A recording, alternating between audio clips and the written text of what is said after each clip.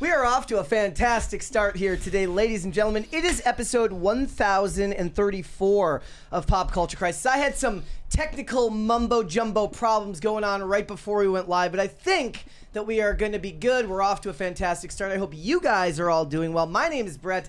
I'm here today. I've got a full panel here. That rarely ever happens, but I am here with my guest co-host for the day. Introduce yourself, please. Hi, Crisis Actors. My name is Olivia and I am the community management head here at Timcast. You guys should go to timcast.com, hit join us, and join our exclusive Discord server so that you get to hang out with the like-minded people in the community, and who knows who's going to show up. You never know who's going to show up. And that is true of this show this week. To my left, introduce yourself, sir.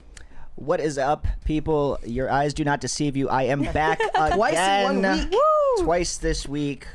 Grateful to be back. Thank you for having me. I am Brando. Great to see you. And your boy. What city are you from again? Upstate New York. Yeah, okay. yeah. Upstate. Indianapolis. Crazy. All of upstate is just one city. That's how that works. I love it. Well, I'm happy to be back. We're double dipping this week. We're double dipping. I appreciate it. And Brett did. I mean, he was furious that I showed up. He was trying to keep me out of the studio. He was fuming. Absolutely fuming. The thing is the opposite. I'm always like, hey man, I know all you guys are busy, but could you guys just sit in with us this week and help a brother out? Dude, that's why I gave you the double this week, man. I was like, I feel so bad. I've been I haven't been able to go on the show for Brett in 3 weeks, man. I think for me, I've lost my touch with some of my hobbies. I'm getting worse at them. I had a few concussions growing up, and so I'm just watching myself get worse at pretty much everything. So I'm like, you know what? I'm just gonna commit more time to work. That's aging, honestly, my brother. That is aging. Yeah, I'm my mental faculties are slipping, so I think the best thing to do would be to talk about politics. Yeah, your frontal lobe finished developing, and now it's downhill. Right? And now we're downhill. I noticed a huge drop off. You can't learn anymore, right? You can't retain. I think I need to do Adderall or something. I don't know. You don't want to do that, otherwise you're going to end up clavicular, and you're going to end up ODing in a freaking nightclub. And then your father won't show up to your nightclub opening or something. I saw that. Dude, that was sad. I mean, I did like that he said, he kind of had this thing, and it kind of resonated with me, where it's I don't think I can do it anymore. I can't do drugs. If I can't do drugs, I can't stream. That's how I would. When I got sober, I felt that way for a little bit. So I was kind of with him a little bit. He'll be okay. He's gonna have to learn how to do it. It was just bad timing. Without substances. Bad timing. He ODs. The next day, he's opening his own club. If he is gonna mog, he is gonna have to learn to mog clear-headed, sober. That's what the truth is, ladies and gentlemen. Hit the like button on this episode, please, and subscribe to the channel if you are new here and you have not subscribed here yet already. Please and thank you. Share the episode out with your friends, your family, your loved ones, people in your life that you like, people in your life that you hate. The more people that you share the show with, the faster this channel can grow, which is always a great way to help us out. I'm working my way back now. See, one of the things is when you do a show like this is it all kind of has to go according to plan when it starts. And if you start off on a bad note, it kind of throws off the vibe. This kind of happened on Monday, where we started on Monday, and in segment 1 it was I'd never read before in my entire life, and it threw off the entire. No, that was Tuesday. That was Tuesday. And Monday it was rough. Monday was good. So Tuesday was rough. He was so distracted by Brando. He was oh my gosh, he's here, so nervous that he couldn't read. He was just so nervous being in his presence. That's exactly what happened. It wasn't me. That was Tuesday. Yeah, on Tuesday. Monday he was good, and then Tuesday he felt so anxious that you were here, and he was he's I don't want to embarrass myself in front of him. And then it happened. That's what happened. Exactly. Also, my cough refuses to go away. Yeah. So what I've noticed is that so if I'm just going about my day, it doesn't really matter because you're talking in a regular voice. But when you do a podcast and you talk into a microphone, you have to project your voice in a way that's a little bit abnormal from how you normally talk. Not to mention at night, it does get a lot worse. As the day progresses, your voice gets worse. But I've been seeing comments on the YouTube basically saying are you okay? Are you okay, bro? And no. I am okay. So what are we getting into today? We are going to talk about Dave Chappelle. This was big news that broke right after we went live. Around the same time we went live yesterday, Dave Chappelle did an interview with NPR. He talked about how he did not like becoming an avatar for the Republican Party because the Republican Party did what they always do, which is hop on to any celebrity that says anything vaguely in the realm of something they agree with, and he got into that. He talked a little bit about the backlash he got for going to Saudi Arabia. So we're going to talk about Dave Chappelle. We're also going to talk about Disney dumping DEI, mainly because a gentleman who used to work for Disney Disney, was just a part of their most recent round of layoffs. He's been there for over 12 years.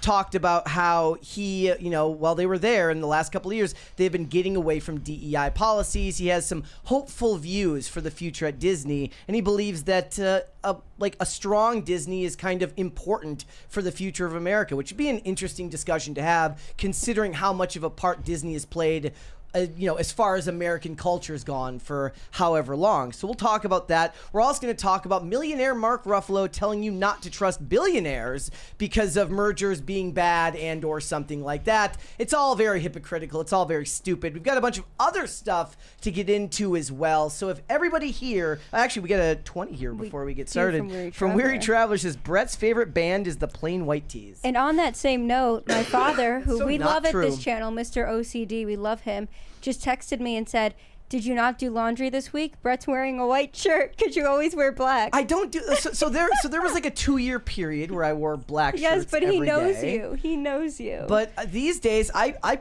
break it up. I told him it was too hot for a black T-shirt. It's I've okay. got I defended you. a green shirt.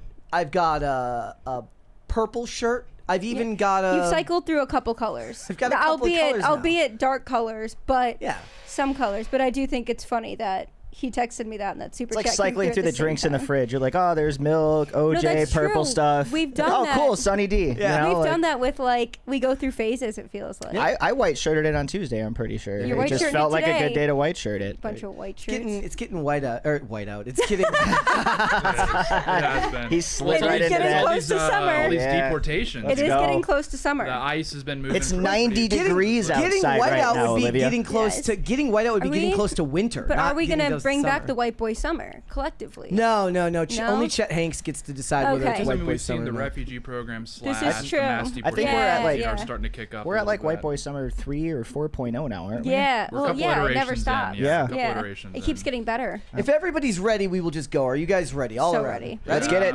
All right, Yeah. here we go. Guys, if you don't know who Dave Chappelle is, I'm just wondering who the heck you are. But I imagine if you're watching this show, you know who he was. If you were my age, you were around the time that the Chappelle show was unbelievably popular. But he has remained unbelievably popular over the last several years, especially with his comedy specials. And then, weirdly enough, became an avatar for right-wing politics in 2020 and 2021. A lot of people forget, and it wasn't really mentioned in the interview, but it started with his take on Jussie Smollett, and then it became the jokes that he started making about transgender issues, which turned Republicans into kind of huge fans of his. It snowballed when his Netflix specials would come out. It would get 0% rating from the critics. It would get very high ratings from the audiences, and he did this interview with NPR. Yeah, so Dave Chappelle did an interview with NPR where he says that he resents Republicans for his taking his jokes and kind of owning them on transgenderism. We have a clip of the interview here of what he said. Yeah, let's actually just listen to the first minute of this, I suppose, and we'll hear what he Hear has it to from say. him himself. Yeah, hear what his words were on the matter. Go back up to the top here. Here we go. Well, the presidency is the presidency. If you vote for the person or not, that's your president. This is an authority figure. This is the top law enforcement agent. He's the top, he's the executor of all of America's affairs. And I just have to move my crowd. You can opt out of my crowd. But you shouldn't have to leave America because the president's making the block too hot for you. So and I did resent that the Republican Party ran on transgender jokes. Okay, does anybody disagree with what he's saying? I don't believe that anybody ran on No, transgender that's the jokes. thing. It's like if he would have said, I resent the Republicans for making me some kind of figure in their party, that'd be one thing. But to say they ran on transgender jokes, I'm pretty sure they ran on the border and the economy, if I remember correctly. Is anybody remembering it differently than I do? I actually see what he's saying, and this I think he's obviously like a faux intellectual and he's like an idiot broadly, but I think he's actually kind of accurate that he fed into what ended up turning into a full-blown kind of cultural revolt against leftism, and I think he actually contributed to that. So I think, but unwittingly almost, because the rest of his specials and the rest of his belief system he's kind of like a J.K. Rowling, where he has one issue that he disagrees with them on. But he fed into it at the moment when it was because he he's always kind of been this idea that all these comedians are like these brave independent where they're just like constantly punching up and that sort of thing. He embraced that joke when the transgender jokes when it was kind of at its like cultural zeitgeist, when everyone was talking about it, when it was like the prime kind of topic that everyone was discussing. So I think what he's getting is buyer's remorse in the sense of like he just wanted a quick buck. He wanted to get some quick laughs, you know, stir the pot a little bit. And I don't think he anticipated that, you know, I think what's more likely he's probably getting a lot of pressure from a lot of his circle saying like, hey man, like, you know, you contributed to this is your fault. And so he probably feels a little bit of guilt because, you know, he is, because I do agree at his core, he is like left wing. He's a very liberal guy, but you know, he stepped out of line to make a joke, you know, stepped out of line from like a leftist perspective to make a joke that was funny and it was really popular with conservatives. That wasn't his objective. He didn't want it to be popular with conservatives. Like the whole point was, and then because you saw all of his other specials after that, when conservatives were finally like watching, and they're like, oh, I wonder if he's going to say something else that's like, you know, really culturally right wing. He like doubled down on the left wing stuff because he wanted to like repel the conservative audience. He did the one about George Floyd like right after it happened, and he is right about one thing, and this is something that I call out all the time on this channel, which is that Republicans do have this desire. Really any side of like the right-wing media has this desire to be taken seriously by left-wing media, so they glom on to anything and turn it into some type of faux cause for themselves. One thing I was thinking of is like when Oliver Anthony does his song and then they're like mentioning it at the Republican debates, and I'm like, why are you people doing that? Was so weird. I forgot about that. I remember instantly being repelled by that song because like Mary agreed. Mary thought it was one of the worst things she'd ever heard. I thought it was a really horrible song. Like I guess the dude could play guitar, but like something about it, like the face that Sabrina Carpenter made when she heard that sound was the face I made when I heard that song the first time. Because he's trying to glamorize and celebrate like downwardly mobile culture. And that's not a good thing. That's not a winning strategy. You're basically doing a like lumpen proletariat kind of thing. And it's like, I understand the tendency, like, you know, we're tired of the left, like the, you know, the anti-flyover rhetoric, like, you know, they're like dunking on like just conventional white people. But you don't have to like celebrate the worst aspects of our, like the parts of like America that actually are struggling, you know, the aspects of American society that have broken down. You shouldn't embrace the caricature of that. You should actually seek to be someone that's, you know, like culturally ascendant. You should seek to be someone that takes themselves seriously when your whole routine is like, okay, yeah, like I'm like fat and a slob and everything, but like that's actually, you know, that's part of my culture. Like people do this like fast food. They like glamorize fast food, and no, we don't. We call it SLAMS here. Yeah, and they do that in the sense of like, you know, how dare someone look down on like, you know, the working class or whatever. It's like, well, you know, that's not how people in America viewed themselves for the longest time. In any sense that there was kind of a working man's culture, it was still like uplifting, like they were celebrating the best aspects of it. I don't think I've ever looked down on like a fast food employee unless they were really like horrible. Like I don't think I've ever looked down at any service employee. You're not looking down on them because they're a fast food employee. You're looking down on them because they're like a bad person. Well, that was like the time that, oh my gosh, the first night I was here doing PCC. We were here. We didn't get back home until probably 9:30 p.m. And I was like, we're getting McDonald's. I don't even care. No way. We made dinner from scratch, I swear. Okay, no, I did that this week, but it's not. It's like, it's a contrarian thing where, you know, some people that are on the left are like, you know, eating fast food is bad, and like, you know, all these different problems are like bad, like they're like low class and that sort of thing. And then Republicans are like, if we embrace that caricature, we own them. Like we're owning them by embracing that like chud caricature, and like what chud actually means. And so that's not how you, because I like I ironically identify with it, but it's like when you actually think about what that means, like, no, you're not owning the left by embracing a caricature. That'd be like if a black person was like in, you know, like Jim Crow area would like own the right, or, you know, own the racist by like wearing blackface around. It's like, no, you're like actually sort of doing what they say you are. Like, right. Well, that was like when we went, and I picked it up. I ordered on the app because I was like, ain't nobody got time to sit here and try to order the way he wants the burgers and all that. So we get home, I open it. My chicken nuggets were not in there. Our fries were halfway gone and soggy. I was furious. Brett can say, like, I was hangry. Like, not only was I just a woman, but I was also an angry woman and a hungry woman. I was nice about it. I didn't like go in and like scream. I just was like, hey, like, here's my receipt. I didn't get this and my fries are barely there. Bro put extra fries in the bag. Like, I saw him just grab the bag and just dump some. I was like, yes. Can you explain a little bit more about what you mean? Because I feel like when you talk about people on the right like leaning into these caricatures, it's a response from a time when they didn't have any like media power, at least in the last 10 years. Right. So they just it's not necessarily that it's just ironic. It's the idea that if you tell me I'm this, I'm going to lean into it to take away the power you have. It's cope by labeling me. It's cope because they're doubling down on the only sector of American culture that we truly do dominate, which is like lower class, like white culture. And that's fine, but that needs to like start coming in conglomeration with like winning back other aspects of American culture. Like this is what I mean, where people are hypocritical about this, that are like on our side, is they're like, oh, Harvard's gay, and like Harvard is just like a libtard factory, and like, you know, Harvard's this, that, and the other. But if their kid got accepted into Harvard and attended, they'd be so excited. They'd have a bumper sticker, they'd be celebrating, like, my kid's such a genius. Because my kid's a gay Harvard kid. It's actually a healthy impulse from the right, in which when this so like, for example, when Dave Chappelle, you know, he says something that's like vaguely right wing, we embrace him and we're like, holy crap, finally, because that just shows that the left actually does dominate the culture, because we're saying, oh wait, we finally have some validation, like we can sit at the table now. Like, they're that's looking us. for it constantly, and that's a healthy tendency, because that actually like accurately demonstrates the situation that we're in as conservatives, as like, you know, nationalists, whatever title you want to use. It shows that we're actually in a really dire situation where we're completely shut out. We've lost the culture. We're completely shut out from every institution. That shows that we're on the outside knocking in. And once you kind of realize that's what's going on, you actually kind of get repelled at like people that are LARP, like they wear like a redneck costume. Like, they're not actually a redneck. They wear like a redneck costume and they like talk about, you know, like drinking beer, and it's just like wood, and I'm just like, you know, that's fine. We do dominate that, and like those people do exist, and they're fantastic people, and they're patriots, quite frankly.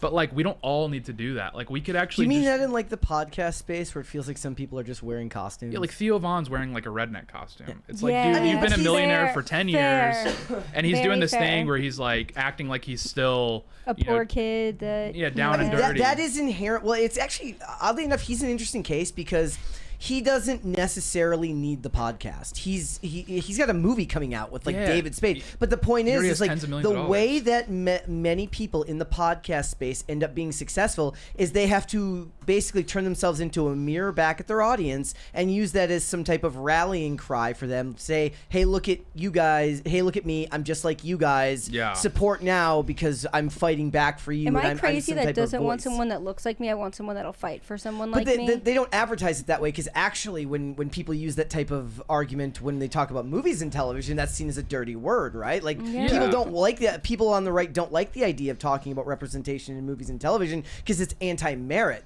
But that isn't even part of the discussion they're having, because basically what it is a guy in a podcast studio is sitting there. He looks vaguely like you. He talks about the issues that you care about, and he spits back the same things to you, because he can then say, now go, you know, pick up Patriot dirt or something like that. Honestly, And there's two things going on here with like what you're describing. Is the first one with Theo Von specifically is he does the red, and the reason I say it's a costume is because everything that he advocates for, or things that he advocates for quite often, actually harm the people that he's sort of embodying. So he's embodying this like kind of southern white kind of like working class type of person. That's fine if you were advocating for things that would help those people. But he literally like would go on he did one on his podcast like 2 weeks ago, and he was like, you know, I bet if we start sending over like white kids to Iran, then everyone would be against the war. And it's like, such a liberal talking I'm point. like, there's a bunch of liberal talking. But then the other aspect that you're also hitting on is guys like Bert Kreischer. So Theo Von's funny. So that's the difference between Theo Von. At least he's and entertaining. Bert Kreischer's objectively just not funny. And his whole routine is like, I'm a fat drunk loser. I'm gonna take my shirt off, and that's the punchline. I'm the punchline. And the reason that's cope. Theo Von's a different. That's just a weird sociological thing going on. Bert Kreischer embodies like the cope of America, because he's like literally, hey, I'm like a fat loser, a drunk, etc. Ha ha ha, laugh with me. You're all in on the joke, because a lot of people in his audience resonate with that, and they say, oh, I can also be a fat drunk loser and be commercially successful. It's all just cope, and it's like kind of like we were talking about yesterday. we used to idolize like professors and intellectuals and war heroes. Well, and before they all went crazy communists, right? We still- idolize. I mean, there's still good ones. Yeah, Don't get there's- me wrong, but Also, it's just people. There's no market for it. to your, true. to We your abandoned the point market. about those people is like, especially when they're playing a character, is we did a segment yesterday about Alex Cooper and Alex Earl, and we were basically talking about for men in business, it's seen as a net positive to be extremely ruthless and to go after what you want, put other people out of business, and take whatever you can get because that's business at a certain level. And how Alex Cooper has to pretend that that's not her by wearing sweatpants when she does her interviews. She's wearing so quirky and she's relatable. wearing a costume because she's playing to women, where if her audience was men would be forgiving of the idea of the ruthless business person or business woman. But it is more masculine inherently. But it is a more inherently masculine trait to be that way, despite the fact of what people say about the boss babe like archetype.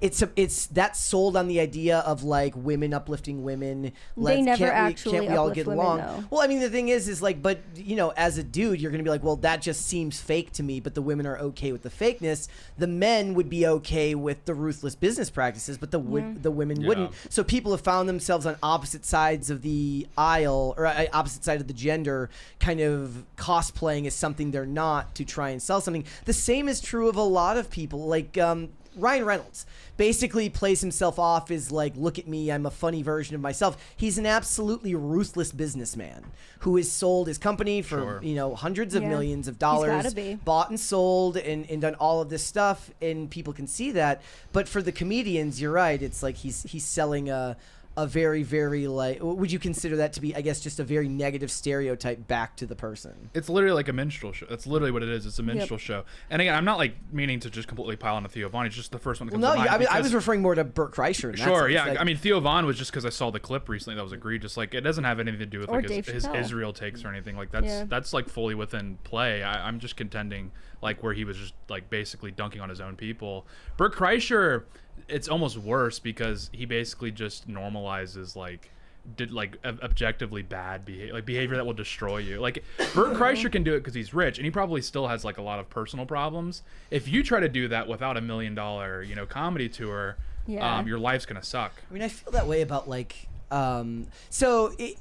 opposite sides of the spectrum, but in much in the same way are certain rappers and country singers who sell you an image. Yeah, exactly. Who are definitely not at the like the country singer who's like, he valorizes going to the bar on Friday night and drinking beer and small town life like when he lives in Nashville and has multiple properties. He's selling you an image. What about Beyonce taking the award for like best country song of the year? I mean, that's not her fault. She didn't ask. I don't know if she kind of I don't know. did. I don't know if she has to submit for that award. But Not either personally, way, she can't guarantee. By simply making that album, she was trying to venture into something else. I do love that it's like people started slowly noticing on that kind of like rapper R&B set that they could start kind of sliding the toes into the tub of country music and it was going to be completely okay. Well, after Taylor Swift did the opposite. The rap thing is because rap culture, urban culture is like now not as cool as it used to be. Like it hit its peak in like probably 2016, 2017.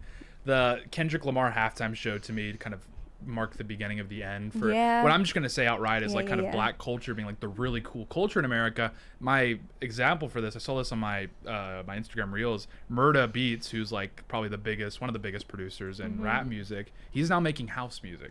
So there's like they're all leaving the scene because it's like not commercially viable And anymore. they would talk about Post Malone always wanted to do country music, but made it in with rap to begin with because it was an easier in at the time because that's what was in. It was like 2 or 3 years ago rappers started realizing they're not able to fill stadiums, and so you started to see a diversification. I still believe that country music is the same thing, which is that they sell like a bunch of posh people sell you an image by wearing a cowboy hat and distressed jeans without actually living the life that they're selling. There's a few of them. I mean, like Blake Shelton comes to mind. But there are some country artists that like even then, whatever he sings about, he's a millionaire who's also on a reality TV show who's dating or married to Gwen Stefani. Yeah, but he wants you to think he's the guy with the F-150 on the dirt back road with a six-pack driving down. That's why I believe. That's Yeah. why I believe that AI country music, like AI satire country songs, came in first because it was the easiest to mimic and turn on its face. This is where like I'll deploy like a really conservative take here. Is I do think country music and rap music are different because of what is sort of like celebrated within the music. Where country music at best you know, or I guess the most harsh and like interpretation of the lyrics would be like you're just celebrating wasting time, like driving around a back road, drinking beer, and it's like, okay, that's kind of a waste of time. Where rap music, That's country though. and it's not objectively downwardly mobile. Where rap music, and this is just me being a square, literally celebrates like criminal behavior, criminal enterprise, You could make the murder, argument that somebody who makes country music about not wanting to leave their hometown may be a downwardly mobile take. That's true. Very true. And sometimes it's very counterproductive. Like Sometimes that's what they want, right? if people That's are mad like- about the Oliver Anthony take, like another take here that's like I think is an authentically right-wing take is that "Try That" in a Small Town song was like the biggest load of cope I've ever seen in my entire life, Stop. because it's I like hated that song. they've not just been trying it in your small towns for years, they've been succeeding. They've been just doing it. Yeah. Like every small town in America is struggling, and this is not me dunking on small towns, because I would love to live in a small town. It's just like there's no jobs. There's Hey, like we live heavy in a addiction small town. problems. I was We gonna live say in a we're not small exactly town. in a big city out here. I know. Tate, Well, is it? yeah. I mean, I live closer to DC. yeah. But I do agree with you that there are cope heads. There are cope heads. Totally. Yeah, no, it was pure cope, because it's like they do try that all the time, and it like works quite well, because you know I'm reliably informed by Timcast viewers, by like conservative media viewers, by everyone that like a civil war is like on the verge, and like Tim himself you know, has reliably told us this. Tim's take's a little different than like with the specific line Yeah. I'm kind of attacking, where people are like, if things get bad enough, just wait, and then there's going to Just be a bunch wait. of guns behind trees waiting for you and that sort of thing. And I'm like, they locked everyone in their homes for months during COVID, and True. nothing happened. You know what? I don't forget about it, but I do forget about The Democrats it. You know? won the midterms like during that cycle. Like they will. You just get like, and if you don't believe me, go look at my interview with Conscious Caracal that I recorded like 2 days ago in South Africa. He just illustrates that when the power started going out in South Africa, did they vote right-wing parties in? Did they go to war? No, they put solar panels in their houses. Like, people will adjust to how bad things get. All right, speaking of civil war, let's talk about a brewing civil war that seems to be going on in Hollywood right now. Over 3,000 people have signed this open letter urging, I guess, the U.S. government to prevent the merger of Paramount and Warner Brothers, mainly because, at least in this commentator's humble opinion, a lot of them don't like David Ellison. They don't like the proximity he holds to Donald Trump, mainly because his dad, Larry Ellison, is close with him. But from what I was reading, David Ellison himself is going to be throwing like a luncheon for Trump here coming up soon. But Mark Ruffalo, millionaire Hulk actor Mark Ruffalo, wants you to know that it's billionaires that you can't trust. Well, of course That's it what is. he's saying. So it says, Mark Ruffalo warned of the devastating effects on film and TV and the news media if Paramount Skydance completes its takeover of Warner Brothers Discovery. Ruffalo, who is among more than 3,000 Hollywood signatories as of Wednesday of an open letter seeking to block the deal, spoke Wednesday via video conference at a hearing called by Senator Cory Booker, the ranking member of the Senate Judiciary Subcommittee on Antitrust, Competition Policy, and Consumer Rights. Booker notes that none of his Republican Senate colleagues were in attendance. This is the quote. It says, "We do not need to watch Citizen Kane or read 1984 to understand the concentrated oligarchic control this merger represents is a threat to free press, an informed populace, and democracy itself." Ruffalo cited claims that Paramount Skydance CEO David Ellison that the combined company will release 30 films per year and give artists more avenues of work. Ruffalo said, "Don't trust company empty promises from billionaires driven by greed and corrosive ideology." So I guess his point is the greed is subjective. The corrosive ideology is, in my opinion, subjective. And the funny thing is as he made this statement just today, literally today at CinemaCon, which is going on right now, Paramount CEO David Ellison says, "We are going to make a commitment of 30 films a year annually. Every film will receive a theatrical release with a minimum of a 45-day window," which is a lot to promise for them when it comes to what they're talking about here. Mark Ruffalo goes on, "The merger threatens more than our livelihoods," he said. "It threatens one of the world's most vital industries." Look, I don't know if he's calling Hollywood one of the world's most vital I think industries. He did, yeah.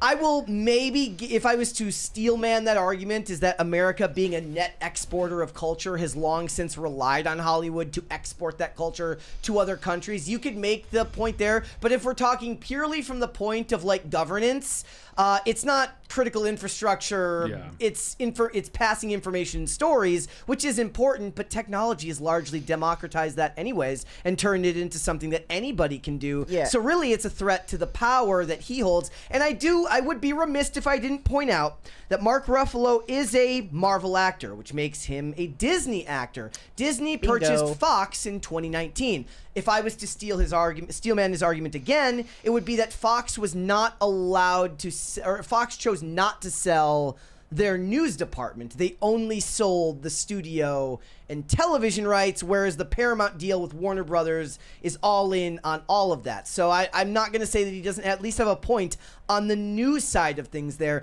but to pretend that somebody in Hollywood, which has had a one-way street as far as ideological output for like the last, 50, 60 years at least? Yeah. Having him pretend like suddenly now we should start clutching our pearls because heaven forbid there's one company that might be sympathetic to a view outside of coastal elitism. Yeah, I mean, like, I do think Trump's correct in the sense of, like, Hollywood is absolutely, arguably our strongest tool in the toolbox when it comes to soft power. So hard power, right, that's like warships, that's like boots, like how many boots do you have available to deploy at any moment. Soft power is ways that you can influence other countries through kind of non-material means necessarily, like through means that you can't quantify. So that would be like, performance in the Olympics, or who's hosting the Olympics. Movies, music, etc. Like South Korea punches above their weight when it comes to soft power because K-pop is a massive thing. This is where China struggles. China actually has not much recourse when it comes to soft power because they don't actually really produce anything that the world's that interested in. Like, when's the last time you saw a Chinese movie or listened to a Chinese song? Never happens. When it does happen, it's tried, like a meme. So in the late 2010s and the early 2020s, they were really trying to infiltrate America with like Tencent and these production companies and influence our movies because America was desperate to be able to have their movies released in China because you want access to what is like 1 billion. How many people are there in China? It's 1.3 billion. Like they wanted access to the 1 billion people that China had to offer them. The problem was like money-wise, they kept 25% of that box office. The Communist Party kept the other 75%, whereas most countries, it's a 50-50. It might be like 60-40. In America, it's usually a 50-50 split with the theaters, but as soon as you go overseas, you're taking home less of the return on investment, and they would ask for dramatic changes being made to movies, which would end up fomenting discourse and problems in America, because they're like, okay, so you're telling me that I'm racist, but you'll put like the helmet on Black Panther so it can be released in China because people in China don't like black people. And it's ironic because China did snuff out the one viable soft power thing that they had, which was the Hong Kong movie business. True. In the 20th century, Hong Kong, everyone loved movies that came out of Hong Kong. They dominated kind of the kung fu. Hong Kong action movies. Jackie Chan was one of the biggest good. names in the world. I mean, Rush Hour was basically the culmination of this. Like Rush Hour was like, I mean, Trump himself like directed.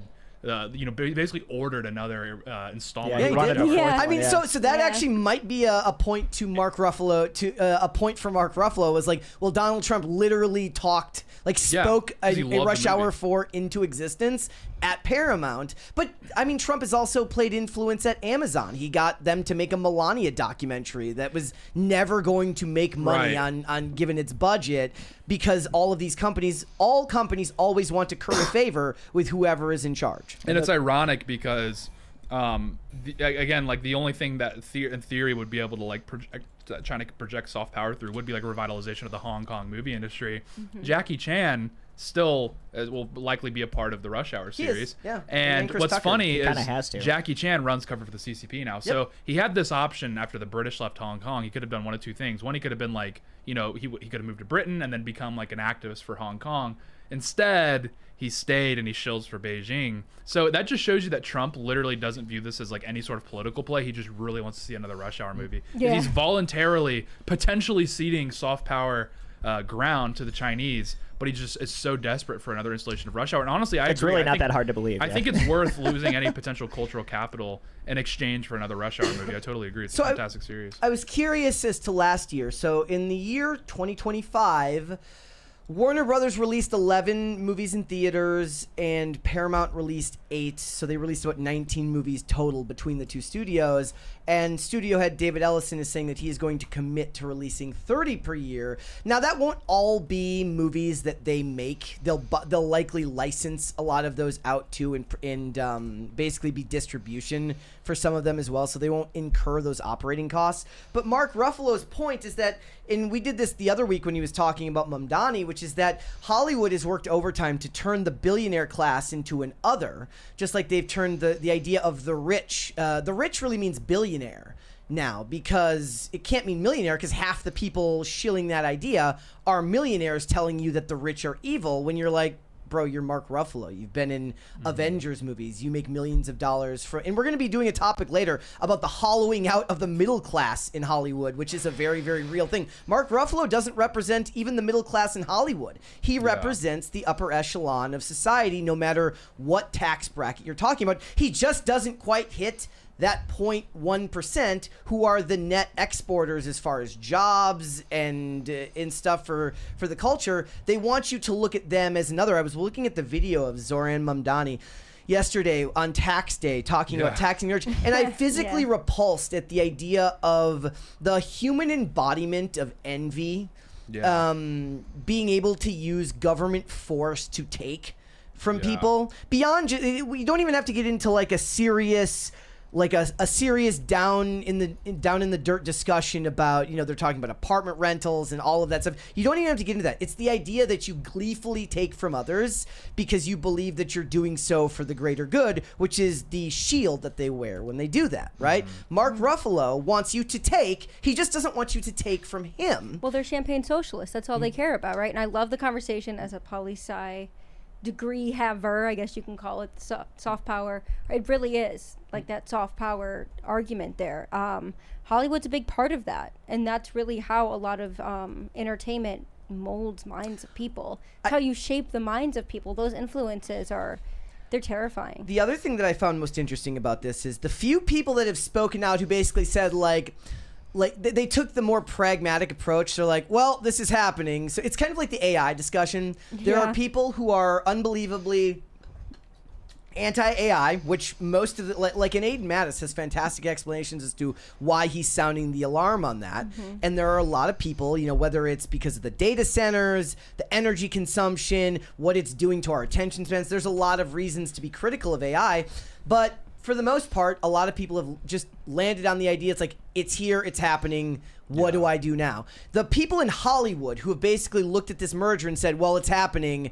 It's the net producers. It's the Jerry Bruckheimers. It's the James Camerons, the ones who produce things that make hundreds of millions of dollars, not the ones who get paid to act in the things that make hundreds of millions of dollars. Those are different things. Producers have more on the line. I mean, depending on whether the actor is an executive producer on the movie as well, but a producer takes a far greater risk for a movie than an actor does. The actor gets their upfront payment. Maybe they have a deal on the back end where they make more if it does really, really well. That's becoming increasingly less common as time goes on. Only a couple of actors really command that type of payment structure. But the Jerry Bruckheimers of the world, they take the risk every time because they have to fund these projects and get them made. So when they say this is happening and we're going to weather the storm, there was also something we talked about 2 days ago where Paul Walter Hauser, who's another actor, basically said, like, we've been through this before. Mergers are nothing new. It seems like Warner Brothers gets sold every few years. Most of these people,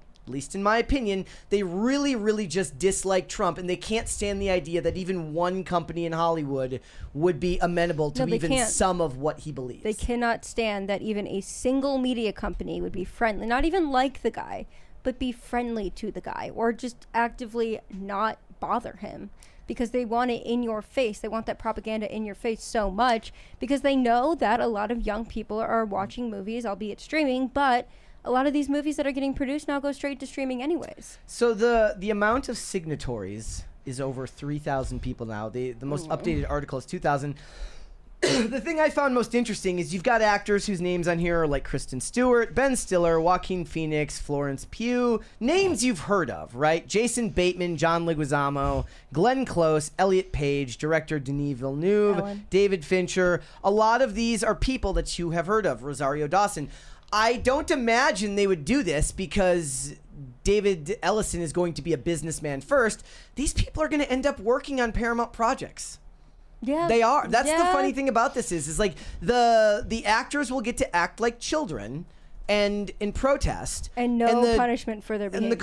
And the creatives who put the dollar first, ironically, will end up hiring these people because all the names that are worth listing are not the ones who are losing work in these situations. Yep. It's the below the line workers who are going to be out of work. Yep. It's not going to be the Mark Ruffalos of society that end up losing when it comes to stuff like this. Yep. I don't know. It feels like Hollywood, when it comes to mergers like this, it kind of shines a mirror back because we're constantly having problems with with different classes fighting over things. But it's very interesting to me. All right, let's move on, ladies and gentlemen. Let's talk about Disney since we're talking about cultural cachet. This was an article that came up from Cosmic Book News today. This was a thread that was going around on X yesterday. It was an AMA that this guy did. And it says, Disney layoffs. Former employee says DEI has been toned down since Donald Trump took office. Put it up here so everybody can see what I'm talking about here. A recently laid off Disney employee says that the company's internal culture has changed, and he claims that DEI is no longer what it used to be. Josh Dawes, a software engineer who said that he worked for Disney for 12 and a half years, posted on X that he was let go as part of the most recent round of layoffs. According to his profile and posts, Dawes worked on various Disney blogs, Shop Disney, and most recently ESPN Fantasy Sports. Also, he's the reason we're all addicted to sports betting these days. Yeah. He says, I was just laid off from Disney, the Walt Disney Company, after 12 and a half years. Ask me anything. What followed was a thread that touched on Disney's internal culture, DEI, layoffs, remote work, Christians at the company, and even Star Wars. Worth mentioning is that I've said that Cosmic Book News has said similar things about Disney via their own inside contacts, talking about how there's actually more people amenable to maybe a more centrist or populist view of the world. They're just not speaking up because they don't want to necessarily put their jobs at risk. And one of the big takeaways from the thread was that Dawes was directly asked about the DEI infrastructure at the company. He replied that he was not a fan, but that they've toned it down a lot since Trump was elected to office. He says that the vibe shift is real, but mainly that's because Trump actually was looking to make it illegal at the federal level, right? DEI Right? should At colleges. DEI. Wow, same thing. Should be illegal. Honestly, it's racist. So he says, what's the attitude towards... I'm going to see if I can put this up here. So it's a person asked, what is your attitude towards Disney's DEI structure? He says, not a fan, but we've toned it down a lot since Trump was elected. The vibe shift is real. He echoed the sentiment again when another user asked what could be done to change course. He says that it peaked in 2020 and has been in a steady decline since then and is much better internally now. That lines up with what many observers have been saying for a while, which is that Disney appears to have quietly been pulling back its more aggressive internal activism following years of backlash from fans, investors, and the public. And that goes to something that I mentioned the other day, and I thought maybe we could have a little bit of a discussion about it, because it falls into a lot of different aspects of both Before politics. we get there, we have a 20 go for it. from Weary Traveler. He said Mark Ruffalo is worried the leftist propaganda won't be as effective. Yeah, I mean, I think maybe the idea is just that he's worried that there's one less avenue to put it out there. But Paramount has always been, in my opinion, a little bit better than a lot of those companies. But back to my point, which is that whenever I post about entertainment, I get two different classes of people. Some people take my approach to things, which is that you have to address each project on a case-by-case basis, and I tend to operate under the viewpoint that perhaps even when it's at its worst and you watch something that's the wokest you've ever seen, it's not necessarily because every person on that project is highly ideologically inclined. I'm more inclined to believe that one or two writers are heavily inclined that direction, and everybody else is kind of just following their lead and assuming that the people who are in charge know what they're doing and believe that this is what people want to see. Maybe it reinforces their own politics, maybe it doesn't. But then other people believe, and my main point there is that most people want to make money. That's what he talks about in this article. He goes, a very small vocal minority of people want to make that type of stuff. Most people just want to make cool stuff. Yeah. Right? But then there's other people who basically put forth the idea that what they want is to burn it all down through ideology. And my point is basically like, if that was true, they would just keep burning it down, and Disney wouldn't be even bothering to try to course correct by limiting, you know, the growth of DEI, trying to get away from ideologically based movies, or at least those kind of self-insert autobiographical movies like A Turning Red, which didn't appeal to large audiences because all it was really doing was telling the unique story of the director without finding a way to appeal to regular audiences. The course correction that I've seen tells me that it's just a very large structure as a company, and the activists that were in middle management were able to sabotage for an extended period of time. And the bean counters at the top, you know, I tend to think of them more as like automatons. They want to make money, and they're just going to go with what they think is working. And it just took them, because the size of these companies, it took 6 years, but perhaps now they're seeing that things need to change, and that seems to be indicated with the way that they're looking at things now. Does that seem like something that would be... Or do you think I'm wrong in that actually it's all ideologically inclined? Look back at the Michael Jordan situation, where he was asked to endorse. I can't remember if it was a Democrat or a Republican, but he was asked to endorse an African American for Congress or Senate, and he was quoted saying, "Republicans buy sneakers too." Michael Jordan. Yes. Chicago. Right. You should know this. It's that's literally what I led with. That's what I said. I was like, look at the Michael Jordan situation. Oh, you said Michael Jordan. I thought he was talking about. Okay. Yeah. Sorry, so the whole thing there is Michael's looking at it from a business perspective. He's not saying, you know, like, F the black community. He's not saying, you know, F politics. He's just saying, I'm in sports. I play sports. I'm sponsored as an athlete. And I'm not going to take sides because that could potentially hurt what I am doing in my profession. And that's, in my opinion, just really staying to your profession.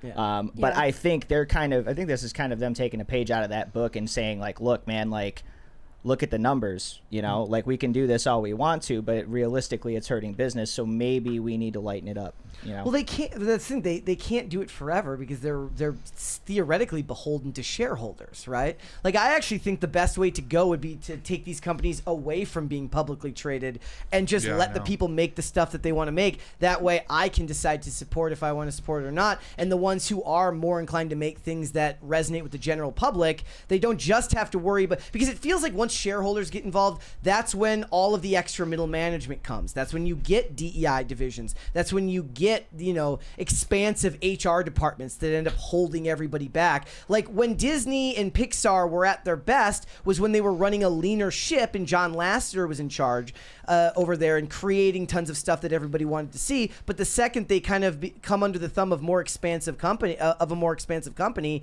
things always start to fall apart. Yeah, and like all the DEI stuff for the most part was these companies kind of following incentive structures that were set up by the federal government, and I guess the state government in California, where when you change the incentive structures at the top level, these companies will react because, you know, the first thing they're afraid of, to Brandon's point, is like, yeah, I mean, it comes down to, are we in the black or not? So if they're not in the black and they're still committed to activism, they're going to abandon it, right? If they have shareholders they're beholden to. But in addition to that, there was such a large apparatus of government policy that would promote DEI, you know, practices within a company, that all they were really doing was kind of following incentive structures. And so now that the Trump administration is in, they're changing things, and that's going to continue to happen. A lot of these companies will just follow suit. Like, the idea that a company with thousands of employees is operating like a single activist is not realistic. Like, there's a lot of moving parts that go into the orientation of a company and posture of a company. They anthropomorphize the company. Yeah, exactly. And think of it as like one email creates like some type of expansive policy, and then everything gets put into place when somebody's like, we are going to do this now, and it's just one person advocating for everything, and that's not really what it is. But it makes it easier to find somebody to blame when you can blame the company as a whole, as opposed or to the head of the company. Well, you can. I mean, that's and that really is why I think that people undersell the CEO. Right? The idea is always like they think the CEO's job is easy. But then you look at how much work goes into growing a company through multiple divisions. It's not the easiest thing in the world. They have to have extensive contacts. They have to be able to sway people to their side. And when things go wrong, they're the ones who are supposed to be held accountable. But a lot of people took issue with the Bob Igers of the world because it felt like no matter what happened at Disney, he wasn't being held responsible. I'll never say that their jobs are easy. They're absolutely not easy. Managing a company that size will never be easy. But they are, at the end of the day, the ones that have to respond for the company. So if they're implementing these policies, they do have to be held accountable for it. I mean, look, layoffs have been happening all over the place. I'm not surprised that this guy got laid off. They don't even have like physical Disney stores anymore. I think they're having pop-ups coming up. I saw something about that. But if he's Shop Disney, that's all online now. So they don't even need the guy. But it is good to hear that there are people on the inside that weren't fans of these DEI policies, because I feel like we lump them all into one big group. Yeah, I think that and we're is like, true. oh, Disney employees, if you work for Disney, you must love DEI and you must love the gays or something like that, where it's like just not the case. Let me ask you a question. I thought this part was really interesting. First of all, I tend to be on the side. I sent this guy an email today, and I want to see if I can get him on to talk about his experience working at Disney. I hope that he gets back to me. But what I found most interesting is he didn't take, like, as a dude who had been recently laid off, he didn't basically say to burn it all down and that Disney was evil. He said basically, like, there's a lot of good people here, and I think that the company should. When we talked to Tom Bancroft, good people on both sides. There was good people on both sides. When we talked to Tom Bancroft, who worked at Disney, he kind of had the same approach, which is that there was a lot of great people there who get lumped in with the bad people. But what do you think about the idea that what he said was that he's cautiously optimistic for Disney and that he's rooting for them and that America needs a healthy Disney? I mean, I think he's inherently right. We do. Yeah. I think Disney played a huge part of my childhood, right? Like a lot of Disney movies, not just the princess movies. I think that's always the assumption with females. It's like, oh, princess movies. I wasn't even really into those, but I did really like Disney movies. And that was such a part of who I became. And having those, they kind of manufacture these movies in a way that portray romance and communication and overcoming adversity. And because every Disney princess has a dead parent, you kind of learn those lessons of like hardship and all of that stuff. I think that's very important. I think a healthy Disney, because there's the amusement parks, they have become. That's where that's what subsidizes everything for them. But they've become such a pillar of American society that I think without them there would be this huge gap. Yeah, well, that's why they're called like an institution. Like they quite literally are an institution. And this was kind of this school of thought on the right for the longest time, is that we could create parallel institutions. Like, who needs Disney? We'll make our own Disney. And every single cannot do it. Yeah, every single attempt, they lost their tail on Daily finances. Wire Daily Wire tried, and it was just like, and it was just missing that kind of professional touch, and like everything about it was just like lackluster. And they all failed. Even on social media. Like, people try to make Parler, and they try to make all these different kinds of Twitter. I forgot about Parler. Yeah, I know, because none of them worked. And the only thing that worked was just retaking the institution. Now, Elon had to do it through capital. And the Ellisons, I'm not saying the Ellisons are right wing, but they're at least amenable to our side. What do they do? They're using capital. Like, that's how you play the game. The left does that. The left uses capital. And the thing about the right is no one cuts checks for like activist purposes. They only cut checks for like personal protection. Correct. And if the right went on office, wait, what do you mean? What do you mean? Well, people on the left, they will put money behind activist operations, as far as like taking over a company, and they will use money to do that in order to shift a company to the left. They did this all the time in the 20th century, and the right doesn't do that. The right won't ever capture institutions using the most powerful tool in the American economy, or the American zeitgeist, which is capital. Because I think people on the left view everything as like a civilizational battle. And people on the right will pay lip service to that, but they really don't. Like, the primary, I guess a good way to put it would be, look at the way political donations work, where the left, you will see people that are like on the brink will donate money to political candidates because they truly believe. This is why they do better in local elections. Exactly. Yeah. So, and this goes all the way up to the top, where the conservatives are like, we don't have a seat at the table. We're going to make our own table. And that was actually a healthy impulse, and I supported a lot of those. It just didn't work. Like, it just doesn't work. Like, to your point, you can't replace Disney. It's very hard to do now. Because not only are they powerful now, but to your point, they have all this built-up cultural cachet that it's like, you kind of need that. Yeah, like, and like 10, 15 years ago, Disney World's an icon. It was like, say what you want about Disney, but they're one of the only companies that are still making a product that people want to buy in America. Yeah. So, Look, I still like a lot of Disney stuff. Yeah, but I mean, this was really more like a decade plus ago, and I feel like it's taken them the last like 10 years to realize like, holy shit, this is actually like, we probably need to like watch this, because now a possible imminent demise looks realer, every day. The other issue that Disney has in a certain way is the way they've gone with pricing, like say at the parks and stuff like that. And this is the same thing that WWE is going through now, since they were bought by Endeavor, which became TKO with UFC. UFC has their $7 billion deal with Paramount, but they're pricing people out of the parks. Like, you can only afford to go to the park if you're a dink. If you don't know what that is, guys, dual income, no kids. So you have a dog that you call your kid. Yes. So unless you're a dog mom, you can't afford to go to Disney anymore. And, they've priced out the families. They would in WWE is going through something similar with Ari Emanuel taking over there, whereas Vince McMahon, for all his faults, would talk a lot about how what he wanted was for the families to come to his events. Yeah. It was viewed as a family show. It was something that you could do together culturally, but now you know, even the cheapest tickets are something that only the richest people can afford to do. Well, we have our insider. We have a 20 here. Oh yes, our Pop Culture Junkie. Yes, our favorite insider in Hollywood. He said, my Disney source, who's still there, says reality syncs with what you are reporting. A number of her friends are among those fired.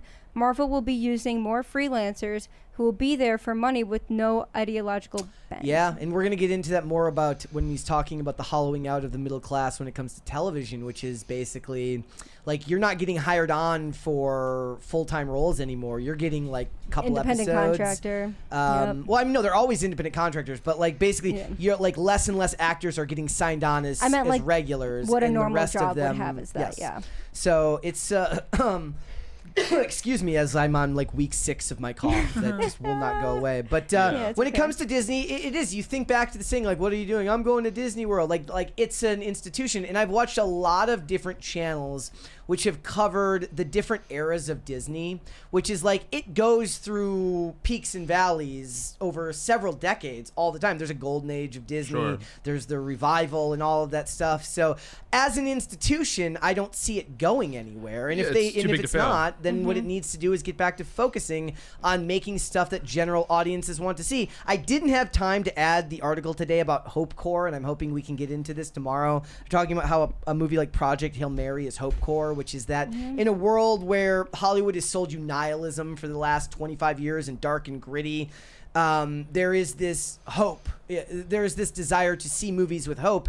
I don't believe that that's new. I believe that they just tried to filter out the audiences that wanted to see it, which I believe is most people. I don't think the average person's like, I don't want to see a movie with anything hopeful. I want it to suck. Like everybody likes a dark thriller every now and then, but that doesn't mean that like there's a time period where human beings suddenly don't want to be uplifted. Yeah. And I'm hoping that Disney can read articles like that about this revival to Hope Corps, even if I think it's a silly concept, and lean into movies that are more hopeful for all of humanity rather than focusing on self-insert. Stick with pessimism. It's fine. Because a movie that's dark and introspective appeals to the sensibilities of Hollywood executives who like see themselves as like, you know, like house intellectuals of like, you know, this media. Empathetic, like So if they are to produce a movie that's just kind of kitschy, which is what we need. Bring back kitschy. Yeah, honestly, I think it's the opposite. I think the executives and the producers are the one that understand the importance of kitsch, but their point of view has been for the last 6 years replaced by middle management, I guess, woke scolds who have told them that this is what needs to be made, and it took 6 to 8, now maybe 10 years of bad box office returns for them to see that that's not actually the path forward. And since it's the creatives that fall into that category, there's very few people to write the hopeful stuff. Yeah. I mean, there's like a lot of, it's just, it's not, it doesn't demonstrate to your peers that you're like a really introspective kind of smart person if you're just producing, you know, Superbad 2 or something like that. That's like kind of the problem. And then like, with Disney, I mean, Disney's gonna feel the pinch soon. I mean, I think they already have. Yeah, I think they're. No, I'm gonna say Disney World specifically because like I do think they're too big to fail. Like they can just make acquisitions and get out of any like serious trouble. But like Florida, I'll go back to my pet issue of property taxes. I won't expand on that too much, but I do love that Florida is going to start soon because they don't have a state income tax, and they're going to abolish state property taxes.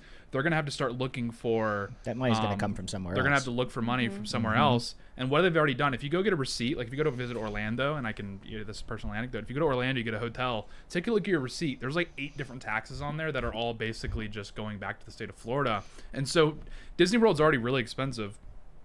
it's going to get even more expensive with all these taxes that are not going to be levied on tourists.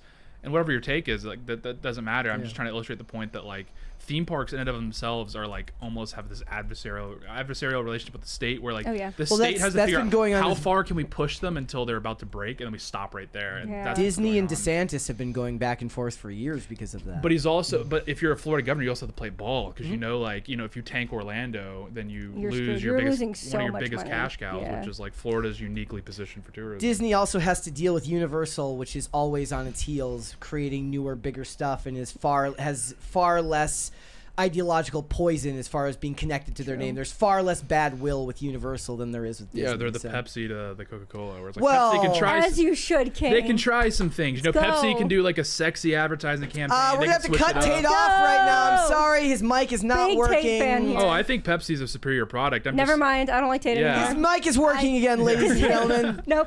I just say like they can take some risks, because they're always gonna be seen as second fiddle, and they have a point to prove, a chip on their shoulder. Where Disney, it's like hey.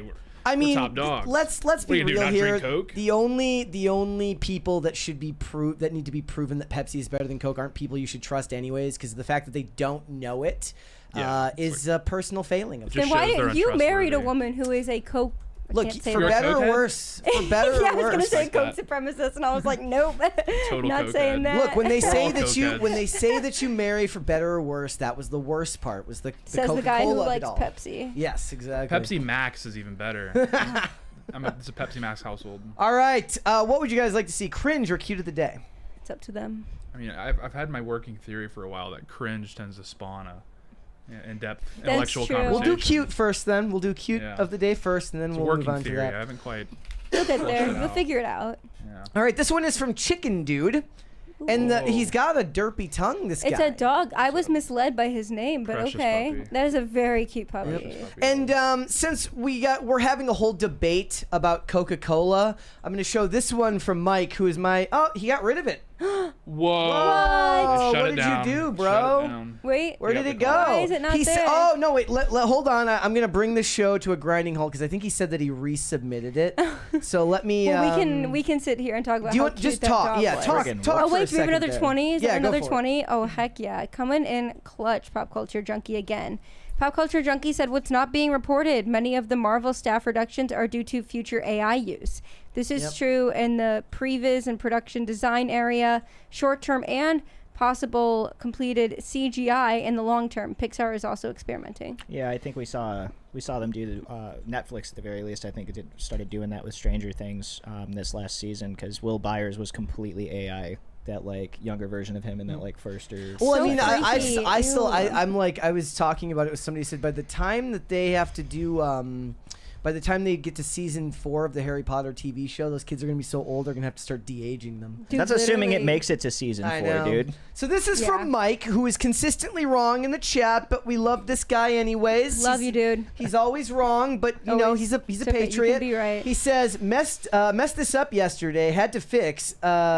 The mic pack is rising up. Is it Leica? Is our bull terrier mix Lucy? Is the big shaggy girl, and the black dog is Lexi. Lexi passed about 11 years ago, but is missed every day.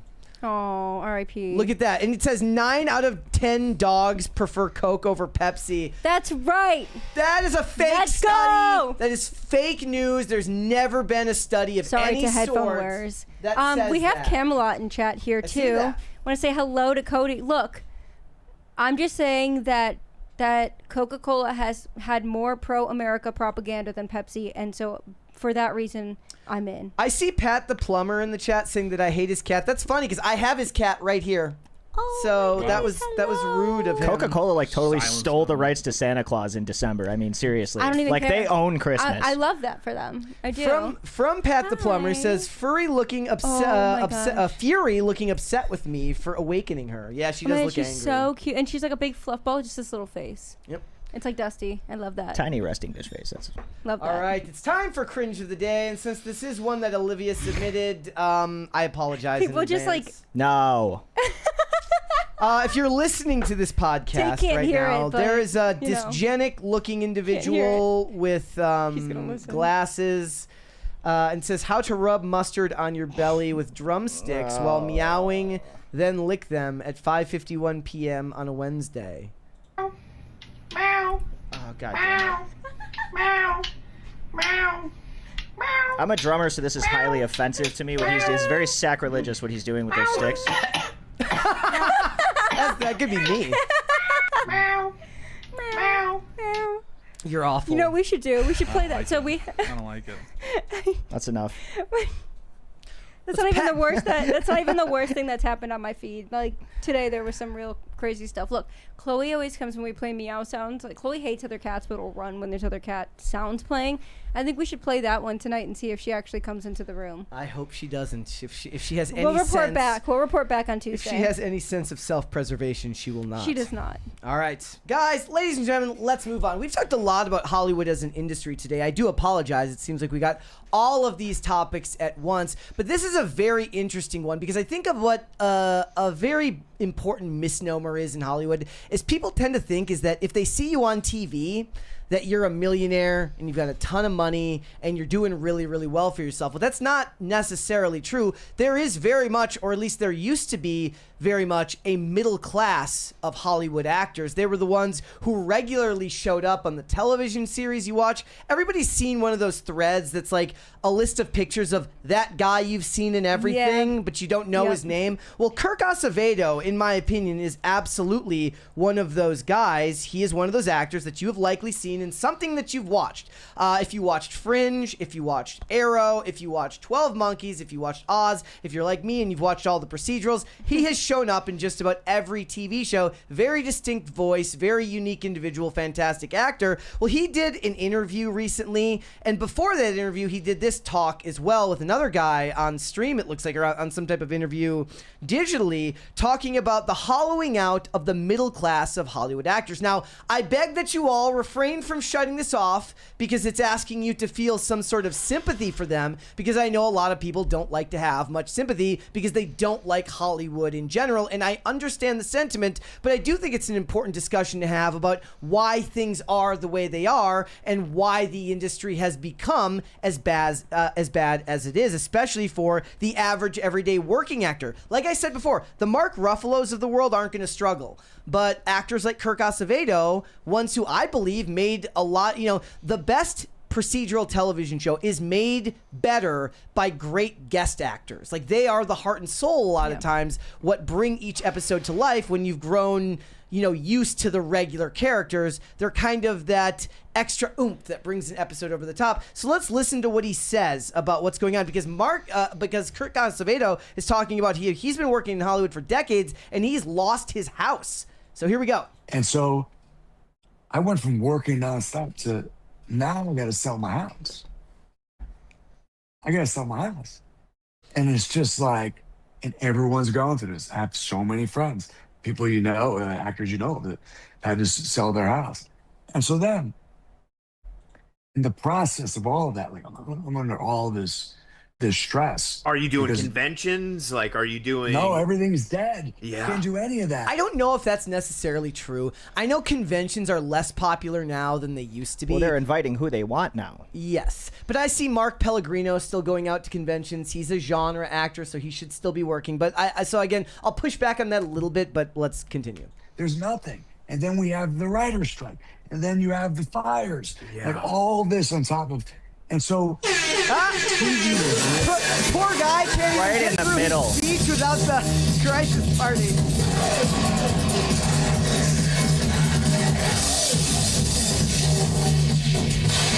As a huge fan of Kirk Acevedo, I apologize, even though he'll never see this. I do apologize. Let's continue and let him finish. We have tonal explaining. issues on this show. We do. Here we go. Let's wait for the lights to reset, and then we'll Scared the hell out continue. of me again, by the way. Every time I'm like mid-swallowing, I'm like... It always happens. Yeah. All right, here we go. The only place to really make a living now, because it's not in film. For guys like me, guys like us, it's not in film. It's not in film. I can't even tell you what they want to offer us. It's not even a livable wage. And then TV now, all the movie stars, since there's no more films, not the way it used to be. Yeah. They're all in TV. I'm going to talk about every Oscar winner as doing. I totally understand that. The 10 to 13 episode show. multiple times. Literally, Nicole Kidman's in like 11 shows. He's kind of right about that. Nicole Kidman is in this awful Scarpetta show that I got She's through about in half. a couple of them. Yeah. I mean, so do you see what I mean? So Yeah. I'm competing with Oscar winners. Yeah. I was like, hey, should we pay Kirk Is his there an clothes? actor? Or- So you know how they say like if you're like you can't get a job lower on the ladder if you're like really highly educated because they don't think you're gonna stay. If you go and apply at McDonald's and you've got a doctorate, they're like, well, this dude's gonna leave the first chance he gets. So they encourage you to like leave it off your resume. Yeah. Like there's no way to do that for these guys. Yeah, you're cooked. They're just kind of cooked. This guy that was nominated for an Oscar 7, 8, 10 years ago. See the problem? Yeah.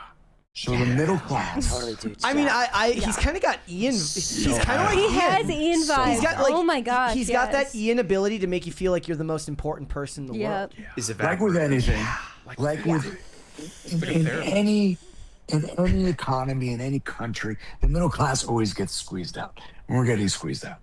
How do you think we felt? What do you So- think? Oh, yeah. Sorry. Go on.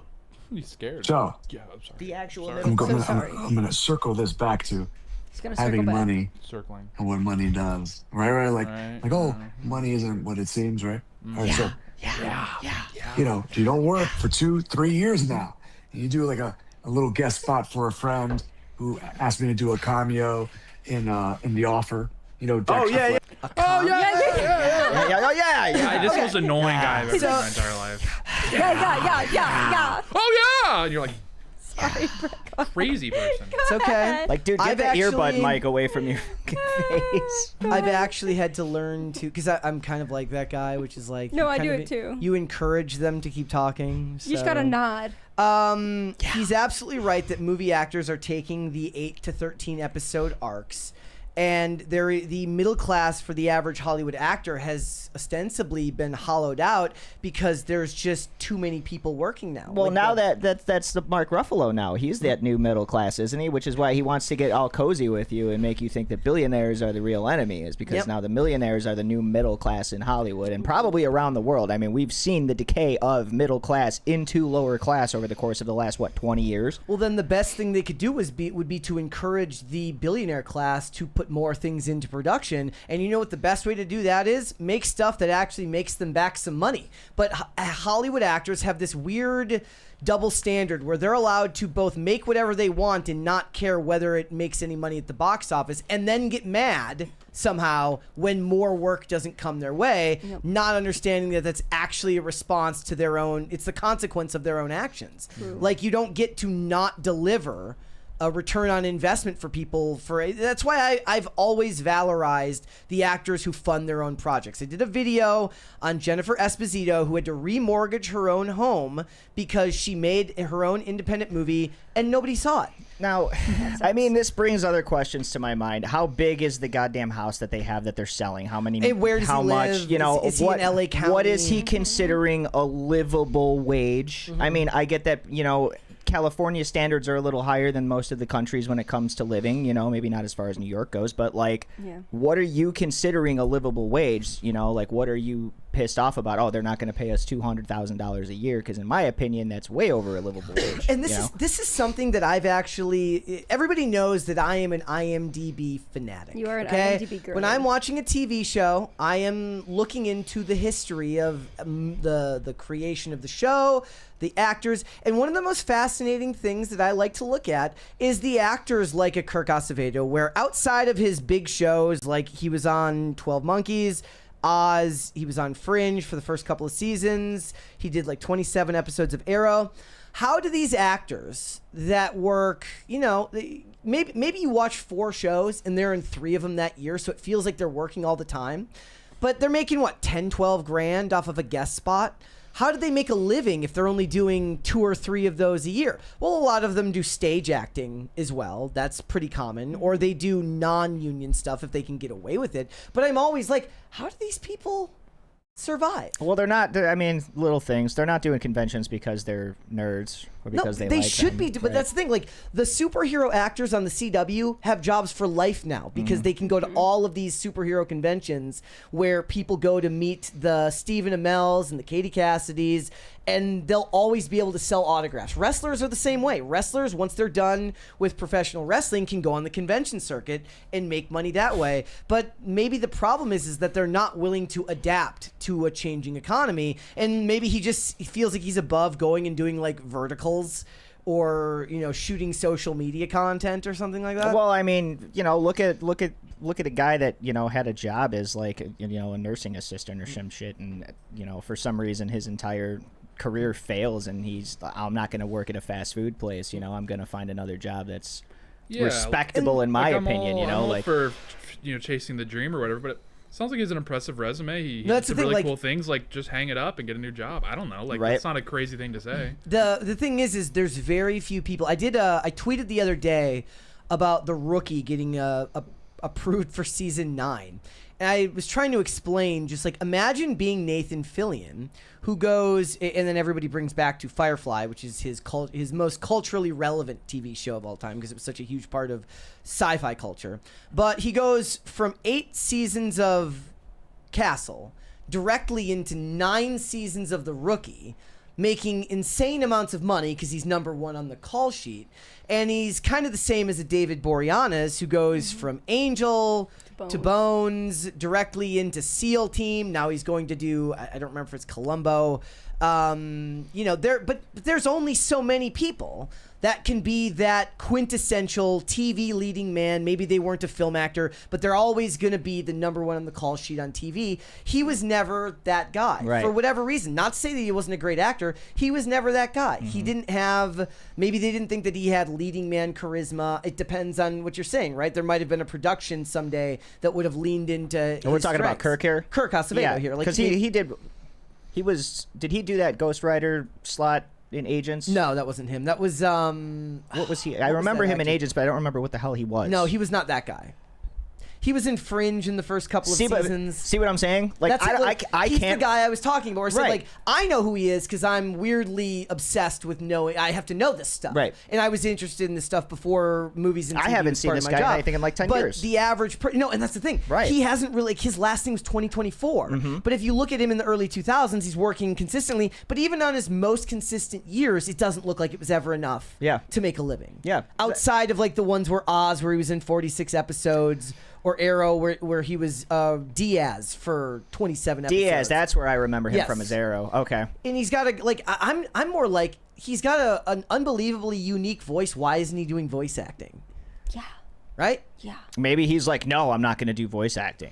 Well, I mean, then that's a I problem mean, for him. it's And personal exactly problem. Yeah. Totally personal Yeah. problem. And But I we- could see that with his attitude, like the way that he's like talking about it. Yeah. I could totally see him snubbing an actual opportunity if it's not the one that he's looking for. And look, 2021 and 2020 was detrimental to Hollywood in general because of COVID, right? It sent these streamers to spend hundreds of millions of dollars, if not billions of dollars. I guess really no, billions of dollars. Like the net spend for a company like Netflix is in the double digits of billions every year on original content, right? So for a guy like this, you kind of get lost in the shuffle, but it's kind of to what Tate was saying, which is like sometimes you have to be, it's heartbreaking, but you have to be pragmatic about whether you can keep making a living doing it. The whole point of Wonder Man was basically to tell you that acting is a slog. And it was a Marvel TV show. This guy, he's always wanted to be an actor. He's barely getting by. And it romanticizes the struggle of the working actor. And he's one of the more successful examples of a working actor. Not to mention the ones who really are just bartenders who act once in a while. And it just makes me feel bad for him. And I know that he's not going to get a lot of sympathy in our audience, if any, in this audience, and that's fine. I'm okay with that. I do but I also have a more pragmatic view, which is one, I can look at the work he's done and say, I don't think that acting is as simple as just playing pretend. And he's played significant roles in movies and not movies, but in television shows that I was very, very fond of. Thus, he's had a very big impact on my life. But I can't also say at the same time that a studio should pay him based on my appreciation of his work, Right. because it's not about that. They have to look at the balance sheet, and I don't move the balance sheet on my own.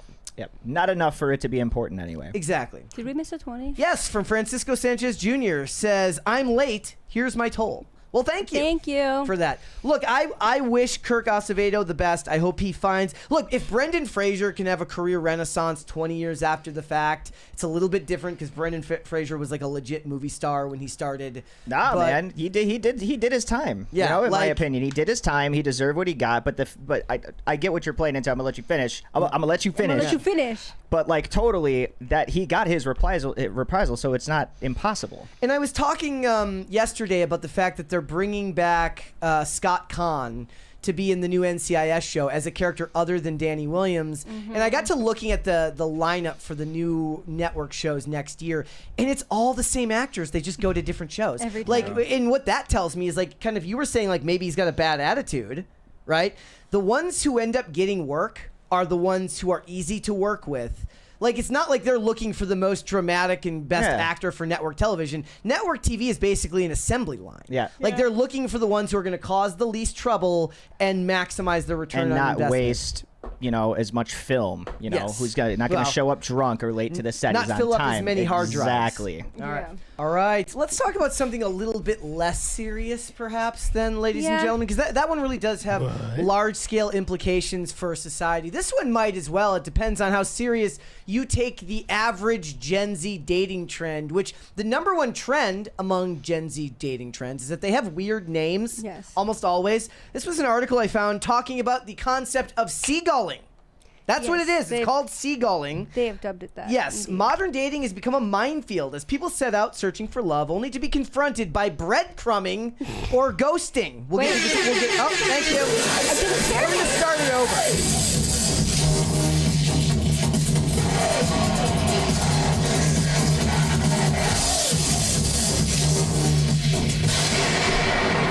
All right, we got this from ND Will. Fully developed at 25 is BS. We shouldn't infantilize people. The children yearn for the mind. Alexander the Great conquered the world before 25. My point being, your frontal cortex is not fully developed, so you shouldn't mutilate your body before you're 25.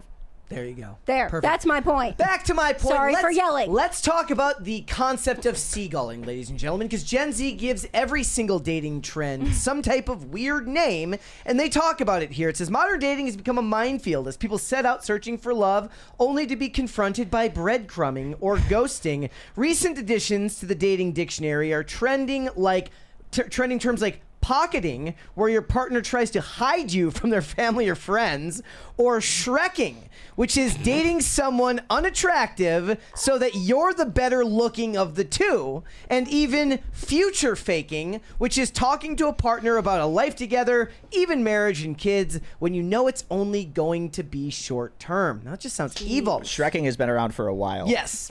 Being lied to about someone's intentions is never fun, and the latest trend is just as horrifying as Gen Z has dubbed it seagulling. The nickname comes from the behavior of seagulls, which if you've ever been down by the seafront, you'll know how obsessed they are with food. At first, when they were talking about this, I thought they were going to be like, does this have something to do with like the women who will go out with guys just to get a free dinner? But that's not what this is. I was kind of excited when that's what I thought it was. It says that the seagulls will steal chips straight from your hand or take a much wanted sandwich as you raise it to your mouth. Where the dating trend comes in is the fact that greedy birds are so obsessed with food that they'll keep seeking it even when they're not hungry or don't need it. They just don't want other seagulls to have it. Does it sound familiar? On the romance front, seagulling occurs when someone really doesn't want a relationship with another, but they just don't want anyone else to have them either. I feel like that's been in a couple shows we've watched, and I'm trying to think. I feel like recently we've been like, oh my gosh, like, how are you getting jealous if you're not even dating him? It says it's similar to breadcrumbing, where the victim is given the... I love how they call them a victim. The victim is given the bare minimum just to keep them hanging on and hopeful, with the person doing the seagulling attempting to keep their claws in So far, so toxic. The phrase first appeared over the pandemic when many people formed new attachments to fend off loneliness when there just weren't as many options available. Well, that's depressing. That's A very relationship expert told Metro that as humans, we're not very good at handling certain emotions or letting go. As humans, we aren't great at loss. When someone moves in or out of our life, that is a loss, however great or small. The thought that a person being with someone else might provoke surprisingly powerful feelings in us because it brings home the fact that we've just lost someone and that and they'll be sharing their lives with that person in their bed with someone else. That hurts people a lot to go through that. If you find you're the one guilty of doing the seagulling, maybe you should just stop, right? You sound like a really bad person. You kind of sound like a horrible person. Like, I also want to know, is this not just stringing someone along? it's stringing someone Yeah. along. I mean, it's kind of stringing someone along, but it's also more is the idea that you string someone along because the most charitable definition of it is like you don't know what you want. And I actually do think that there's a fair point that we have turned into a culture now, especially because of the prevalence of your ability to talk about your relationship online, where everybody is somehow dating a toxic narcissist who's like out Or an abusive guy. who's out to get them in some ways. When it is true that some people are just young, dumb, and don't know how to go about their romantic endeavors. There are people that are definitely doing this subconsciously. That's the key point. The subconscious part, yeah. I've probably even been guilty of this at some point in my dating Brandon, escapades in the last how 20 years. I dare wouldn't you. be surprised whether I knew I was doing it or not. But there have been times when I realized I was being a piece of shit in my relationship. And at that point, did you say, like, I'm sorry for being a piece of shit? I had a talk with my partner about it because it was one of those things where it was like, you know, once you come to the realization that you are being a dick or that you are using somebody, at that point, it then becomes a responsibility for you to either bring up and address this or to continue being a dick. And if you don't break up with this person or try to, like, acknowledge that this is happening in your relationship, that's the point where it becomes toxic and it's your fault. Well, and there's like they're putting terms on things like trying to like isolate someone from their family and friends, and that actually is a form of like psychological abuse, to isolate someone so that they can't tell anybody what's going on. So you're like, we're not going to go see your family, we're not going to go hang out with your friends. That's actually like a psychological thing. So the fact they're kind of like making it sound like it's just not so bad by just putting a little term on, like, no, that's actually very bad. That's like a very telltale sign of an abusive relationship, because that usually is hand in hand with not wanting you to share the fact you're in that kind of relationship. So it is interesting that they're calling seagulling. I mean, seagulling, I don't even like, you have to like pronounce it in a very specific way. Who was the ornithologist who came up Who with this? thought of that? Like, genuinely, and also calling him a victim is very funny to me. I don't know, like the other party, I guess. And look, I think it's only, to me, it would only be seagulling if it was intentional.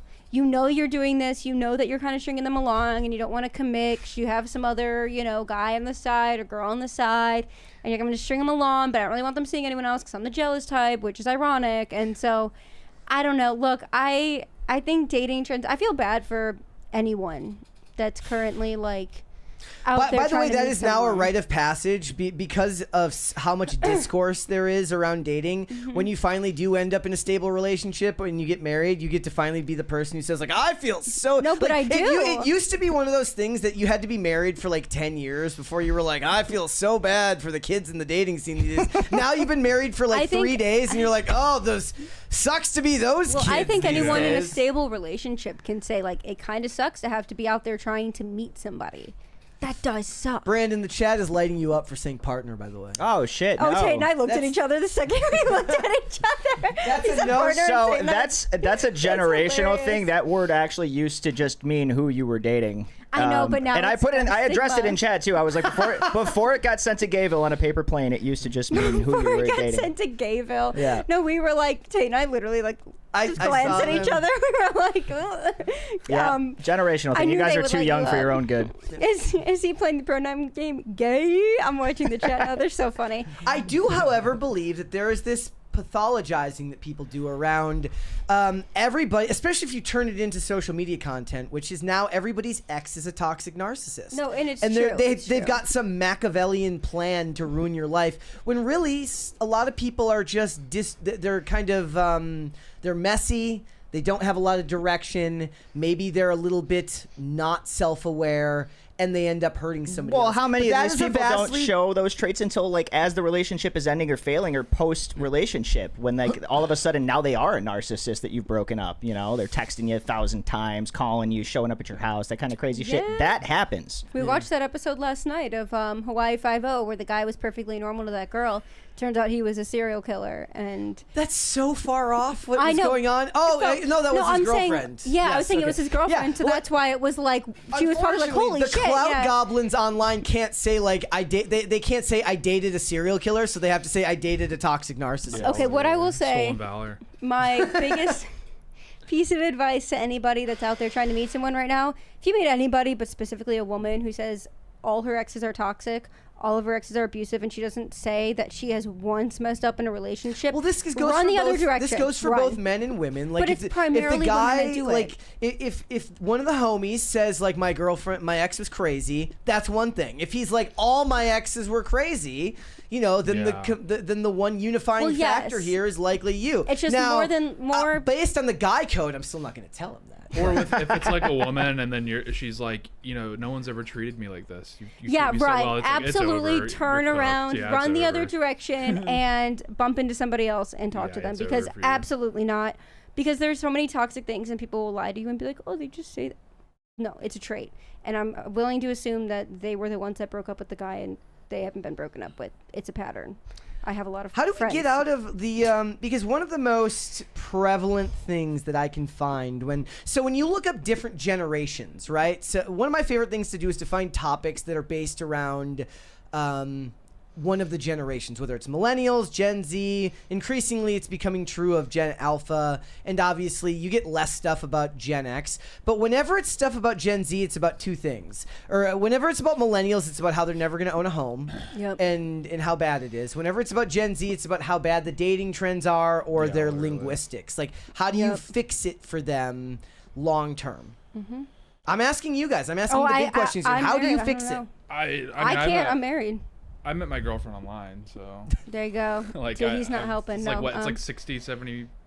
That's okay. It's like to be like fair, we met 70% online. of, to be fair, we met online. Yeah, like 70% of relationships form online now. So like, you know, I could be here and be like, oh, like go to church or like start cold approach. Like, Okay, so don't how do just you- go online. It'll eventually happen statistically. That's very true. That's crazy because I've never dated anybody from online. All of my tried. girlfriends have been people like women that I have met at bars or like out at shows, things like that. Like I've never actually met someone offline and been like, all right, we're totally Okay, gonna wait. date. Yeah, it's Where the it majority of depends. marriage Where did you licenses. meet your girlfriend? Like how? Like what Through platform? Twitter, the everything app. Okay, see, that's different than like a X. dating app, right? That's Yeah, that's where I'm entirely like, different than like a dating I app. couch it, or I'm like, we met online, but then for some reason I feel like a degree of like, well, we're still special because we met. Because it was like we met on Instagram Rather than, like, an technically. I algorithm. mean, like we Yeah. were already kind of in the same space, anyways. Like I watched the show, I was a fan, and then Whoa.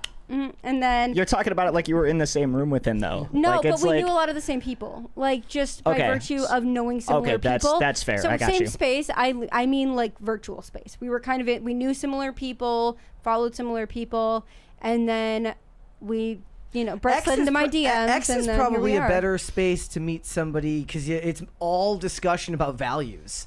Yeah, So you can literally. at least start a discussion with a person about like what they value, what they're looking for in life. Whereas like if you meet somebody on Instagram, it's basically just like, do we like the same coffee and do we post the same picture with Starbucks? Yeah, like people are like spilling their guts on Twitter, so you can tell pretty quickly if someone's like a crazy person or not. Like, It's true. yeah, Very true.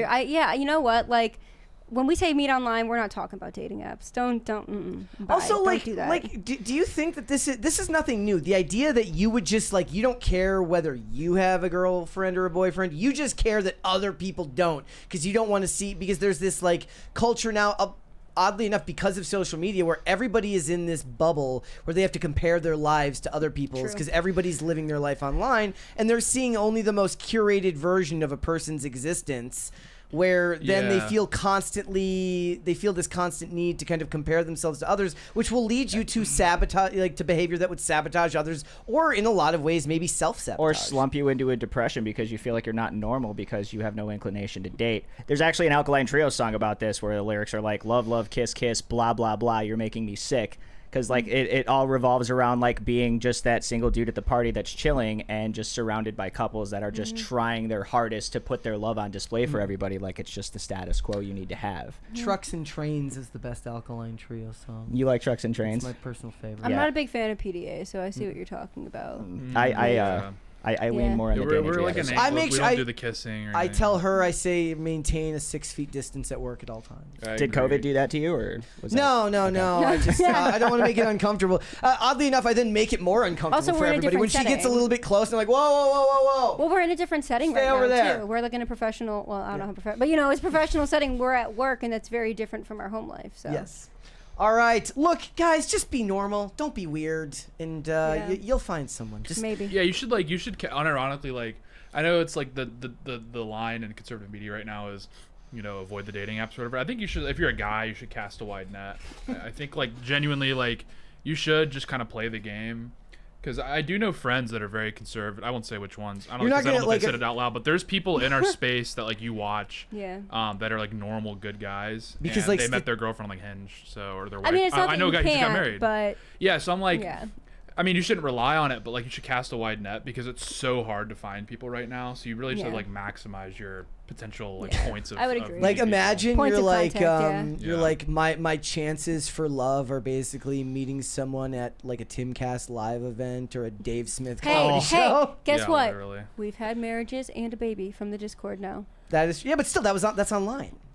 I know, but you're making it sound like they Kat and Michael, love you guys, first met at a Discord event. They came into town for a Discord okay, event, and that's how that's they true. first met each other.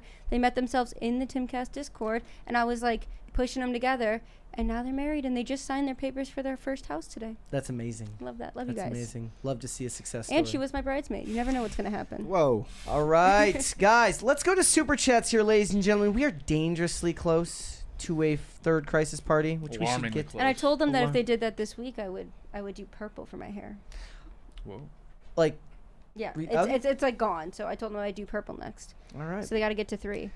We go and get all of the Super Chats here as Super chats. YouTube is It's freezing. Yeah. Hold, please. Did like YouTube take us down because Tate said a bad word? Is it because I It's said I'm just a a Y, Is it okay? It because has I no real Oh, I didn't designation. say it. I Is saved it it. No, you definitely said. Oh, it came out, I heard it. You definitely No. He was said. talking It about came his out car. the You yeah. guys, he was talking about his car. I'm trying to save the stream. I felt here. the Guys, car. saved it. I ping didn't on the say radar. It was yeah. your car. Yeah, I don't That know. does not matter. That was from a different. Someone else said that it was a hot mic, but someone else said a word that ended in a Y. As I said that. Yeah, true. Guys, I'm trying to I save. don't I'm trying to think- save the stream right now. I I don't did think not the say that. I don't think the AI that's Also like about trans monitoring fats. this. He yes. said Those trans fats is a trainee, diet. as in like the trainer and the trainee. You're trying to Yeah, institute an exactly. immediate Mandela I effect. can't He said stand. I can't stand trainee. people with no experience. I hate trainees. He said trainee. That's what he's Trainee. saying. Yeah, there we trainee. go. There we go. They're the worst. All They're right. the worst. It's like, oh, I gotta teach you now. You suck. Honestly, you're Okay, the worst. you can go Pretending to be Super someone you're Chats. not. Poor Brett's like, go to Super Chats. Shane H. Wilder says, Happy Wednesday, Dasovics, Brandon and Tate, and a happy feast of St. Drago. Is that like the dude from Rocky IV? The patron saint of coffee and ugly people. I'm fully covered. Me too, bro. Interesting. Very interesting. Greg Duvier says, put a mocha on. You No. know what? We've actually had the conversation of how we wish we could.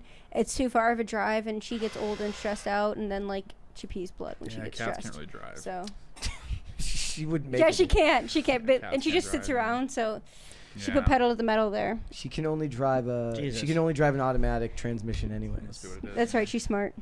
Moon at Noon says, Yay! all-star panel and 3 guys.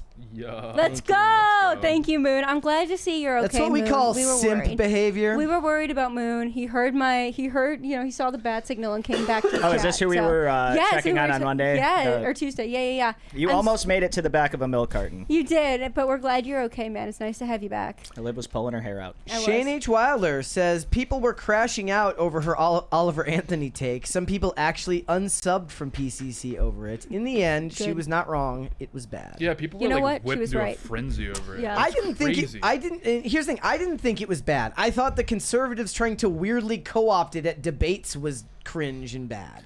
Yeah, I mean, like, I suppose the song isolated in a vacuum was like fine. Yeah. It was like the lyrics like almost celebrated cringy, downwardly I don't mobile know. behavior, and the glomming onto it was the worst part. Yeah. Like, this is an example of Agreed. conservative fine art, and it's like, oh, okay, all right, dude, like, All right. it's over for us. Sick. Shane H. Wilder says Chud, cannibalistic humanoid underground dweller. Is that what it what stands it for? stands I don't for. know the etymology. So that's what Yep. it stands for. Oh, interesting. Greg Duvier says Tate, are you going to be on? Are you going for the Timcast hat trick?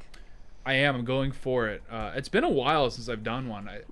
This is remember that last- stress test that you need. Yeah, last summer there was like a month straight where I was doing morning show, PCC, and then IRO when Tim was out. Yeah, that's And right. I remember I if forgot you go about back that. and look at the pop culture shows, because that was like in the middle of the day, I was like barely staying awake, and I was in your chair. Yeah. And I don't remember. One of my buddies went back and found it, and he was like, dude, you were about to fall asleep. You're- I'm you gonna were find super all rough of time. the guest hats that we have in there, and then I'm just gonna burst into the IRL room at 8:01 and just shower you in hats for There the you hat go. trick. There you I like go. that. It's one of Yeah, my, there like you that. go. it's one of my waking nightmares. Yep. A hat trick. No, one of my nightmares I was like, is wait, what? You hate hockey?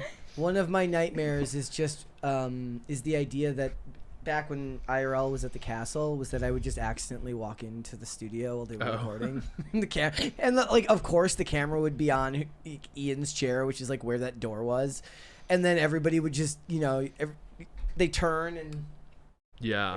look at you. Yeah. Yeah, that's what I was concerned about when we were down in Florida at the Rumble Studios. Is Oh, because like going in the wrong door. well, it was IRL. I wasn't worried, but during the day, Tim was using the IRL studio, and you would have yeah, staff yeah. kind of buzzing around the building, and I Yep. was like, it's a matter of time before one of them just like walks in mid segment, and like now he's He's redo gonna be it. pissed. Yeah. Yeah. All right, we had a Rumble rant from Cookie Don. Says, have Hello. you ever gotten a barbecue stain on your white T-shirt? Actually, there is like a stain that won't come It's out. the of this worst one. thing Oh, ever. it's over. He's And I gotten many a um, stain on white shirts. No, I do not. You I've will literally skate- change into a black shirt while you're eating.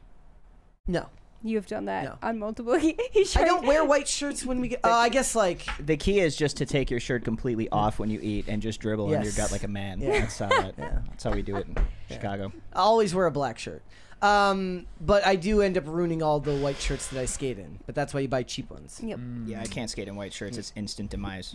Well, I buy the Fruit of the Loom, The cheap ones. in a pack of 6. Yeah. They're it's also because they're like this I still go thin. for darker because like when you're sweating in a white shirt and then like you get home and all of that dissipates, you don't wash the shirt like right away. It starts like discoloring. Well, they're like I said, we wash them like pretty much right away when we do that. But like I mean, if you could keep up on immediately throwing your shirt in the washer every time, but like it doesn't get all the stains out of it from like scraping on ledges and wax and stuff like that. Yeah. But they're made for skating. They're not made for skating. I wear them skating specifically and not for anything else because they're too thin. Otherwise. yeah, they tear when you fall. Yeah. It's rough. All right. Shane H. Wilder says, modern country sucks. Country died in the mid-2000s. When was the last time country put out a forever and ever amen or dust on the bottle? I Yeah, don't there's know. no more. Been a while. No more. Garth Brooks. You're a Randy bird. Travis. Actually, I was reading an article about like it was like Gen Z country fans have never heard of Garth Brooks. Well, that's because he doesn't put any stuff on streaming services. How about the people that don't know who Billy Ray Cyrus is? What, What That Miley breaks but my they're soul. totally That fans of breaks my Miley. Like, soul. Garth Brooks is an example of like holding to a principle that just like harms you and doesn't actually achieve anything because he Yeah. like refused to put anything on streaming services based off of like a principle. And now Yeah. Zoomers, who a lot of them are interested in older country music, just are completely missing out on Garth Brooks. Brooks Well, and Dunn was better anyways. yeah, and you're seeing a lot of these like older artists, like the Smiths have never been bigger, and it's just purely because like young people are streaming it. So it's like a lot of those guys are seeing like renaissances. Not that the Smiths are obviously huge, but like now they're like Yeah. this is their best numbers they've ever done, and well they're not together. So Yeah. Well. Greg Dubier says country music died in 2000. Rip. yeah. With the millennium. one You thing you gotta- can look forward to dying as a musician is that you're going to chart for a couple of weeks. Yeah, that's fair. Actually, as an Entirely fair. actor too, I feel like that's a thing for acting too. Yeah, like they watch your movies again. I noticed when James Vanderbeek passed away, there was just an epic surge of people watching Dawson's Creek on like Netflix. I did It's like- see after they started trending. the Justin Bieber Coachella performance that supposedly everybody hated. He took over half of the Spotify charts from selling. Still hated it. Go figure. I don't know what that means. Do with that information what you will. Corey Anderson says Ruffalo deserves all the bad things in life. True. Most. Sorry, disavow the really bad ones. That's my secret, Cap. I always suck. We Weary Traveler says the average UFC fan can't afford tickets. I wanted to go to a UFC event in Kansas City last year, but those nosebleeds were upwards to $400. Yeah, I know, right? That's cheap compared to the WWE nosebleeds right now, which are in the like high hundreds in thousands. If you're looking for somebody who talks a lot about that stuff, and if anybody's interested, there's a channel called James. There's a guy named James Romero on YouTube who covers wrestling, and he's really, really good at it. And he does his podcast with Stevie Richards. It's fantastic. You should check it out. Mike says, Mike, who's always wrong, says, I resent it. Yes, my friend, I showed it. Yep, and you're right. Corey Anderson says, that isn't cringe. It's just dumb. It's both. Shane H. Wilder says, I hate you, Olivia. You've ruined cringe for me. You're welcome, Shane. Greg Duvier says, I hate all cringe. No more cringe, just cute. Nope. Cannot give in to that. Won't give in to the hate. Look, I've got so much cringe lined up to you guys. I was literally sitting here before we got started scrolling through Instagram. I got 2 normal videos out of like 20, 30. It's bad. My algorithm's destroyed. Jeez. Shane H. Wilder says, or I'm sorry, Greg Duvier, we are down to a Kubrick fan, says, hey, Brent, who you got, CM Punk or Roman Reigns at WrestleMania? Look, I don't know who's going to win. I would assume that the smart thing to do would be to let CM Punk Didn't take they it. already do that, though? Like, didn't that happen already? What? Didn't they kind of have, like, the CM Punk moment? Wasn't that, like, a thing? Well, I mean, he's saying because they're wrestling at WrestleMania, Right. I'm just looking into like the background story of, are they going to let him do it again if it was already a thing, or is it, you know? Like, I don't know when Street Fighter comes out, and I wonder if maybe they want to put the belt on Roman around the time Street Fighter comes out, because Roman is part-time now, from what I understand. So it doesn't really make sense even to figure him into the championship picture. He doesn't need it, which is the weirdest part. Like, Roman Reigns has overcome the fans hating him, and he now transcends that side of the business. He can be in any feud you want to put him in, and he doesn't need to be in the title picture anymore because he's not full-time. But they might want to put the belt back on him for, like, I could imagine, since both him right, and also putting it and keeping it on Cody because the Street Fighter coming out. So Yep. that makes the most sense to me. But I'm also just, I'm gonna be honest, I just dislike Punk in general and find him annoying. So that's my own bias. Shane H. Wilder says, "Oh yeah, are you trying out for a new season of Fargo? They just need to work on their don't ya knows." Don't you know? Don't you know? No. Shane H. Wilder says, I still watch The Rookie as a show you kind of just have on in the background as you do other things. I just started rewatching Castle last night. Yes, by the way, if I ever post about The Rookie, which, by the way, I've never watched a single episode of, I find Nathan Fillion's industry longevity to be really interesting. If you're going to make the joke about how he shouldn't be called The Rookie anymore, should be called The Veteran because it's been on for 9 seasons, don't. It's been made. Okay. Make it different. The timing. The timing.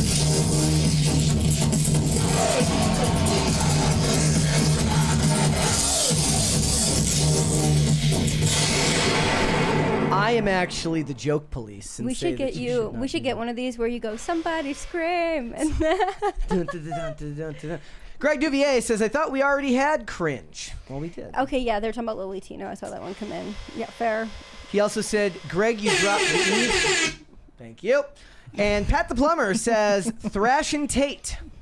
Damn, got him. Slip the filter. Shane H. Wilder says, YouTube is sucking today, sending a rant. Yeah, I saw it. I don't know if I'm going to read it, but... It does suck.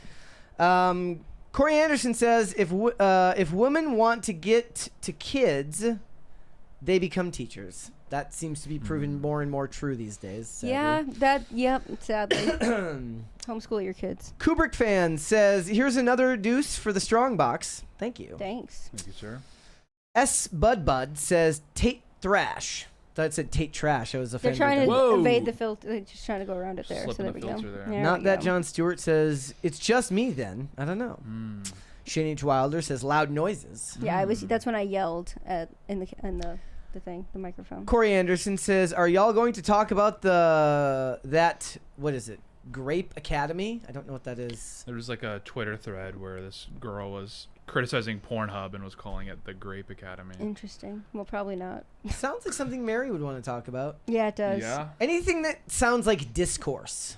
Anything that's Yeah. people talking. Mhm. People talking to about- each other. That's yeah. Mary's She loves prerogative. that. She loves loves that. that. She loves. See, I saw an article. conversations. I saw an article earlier about Gen Z's silent scream, where they go this. Oh, I hate yeah, that. girls do that. And yeah. I thought it might be interesting, but the article was so freaking long that I'm just like, bro, I can't. I like, hate when girls do that. and they were, and there was all of these like think pieces about why they do it. Like one guy breaks down why it's like this and not like this because it has to do with the vertical format of your video. It keeps the hand. There's scientific evidence. Yeah. There's data that backs up the fact that hand movements in shorts perform better. Right. Which is yeah. why they do this and Like a little this. Cirque du Soleil kind of thing. You know, Yeah. it is what it is.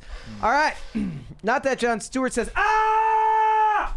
That was a good one. was pretty That was good. really Yeah. good. That was pretty good. Wow. That was pretty good. Yeah, you can fill in for Phil if we ever need it. Yeah, Yeah. now my Yeah. cough is going to come back. It's gonna be really bad. Fuck now. bro. Reactivated. It's gonna be like 2 a.m. He's gonna be like, No show tomorrow, guys. Sorry. Shane H. Wilder says, if you're Shrekking, you should get it checked by a doctor before it becomes infected. probably. Good point. Yeah. No says, when I was in school, seagulling was a disgusting prank where you smack somebody in the face with a handful of your special sauce. 2010, I graduated. Awful. It might have been school specific.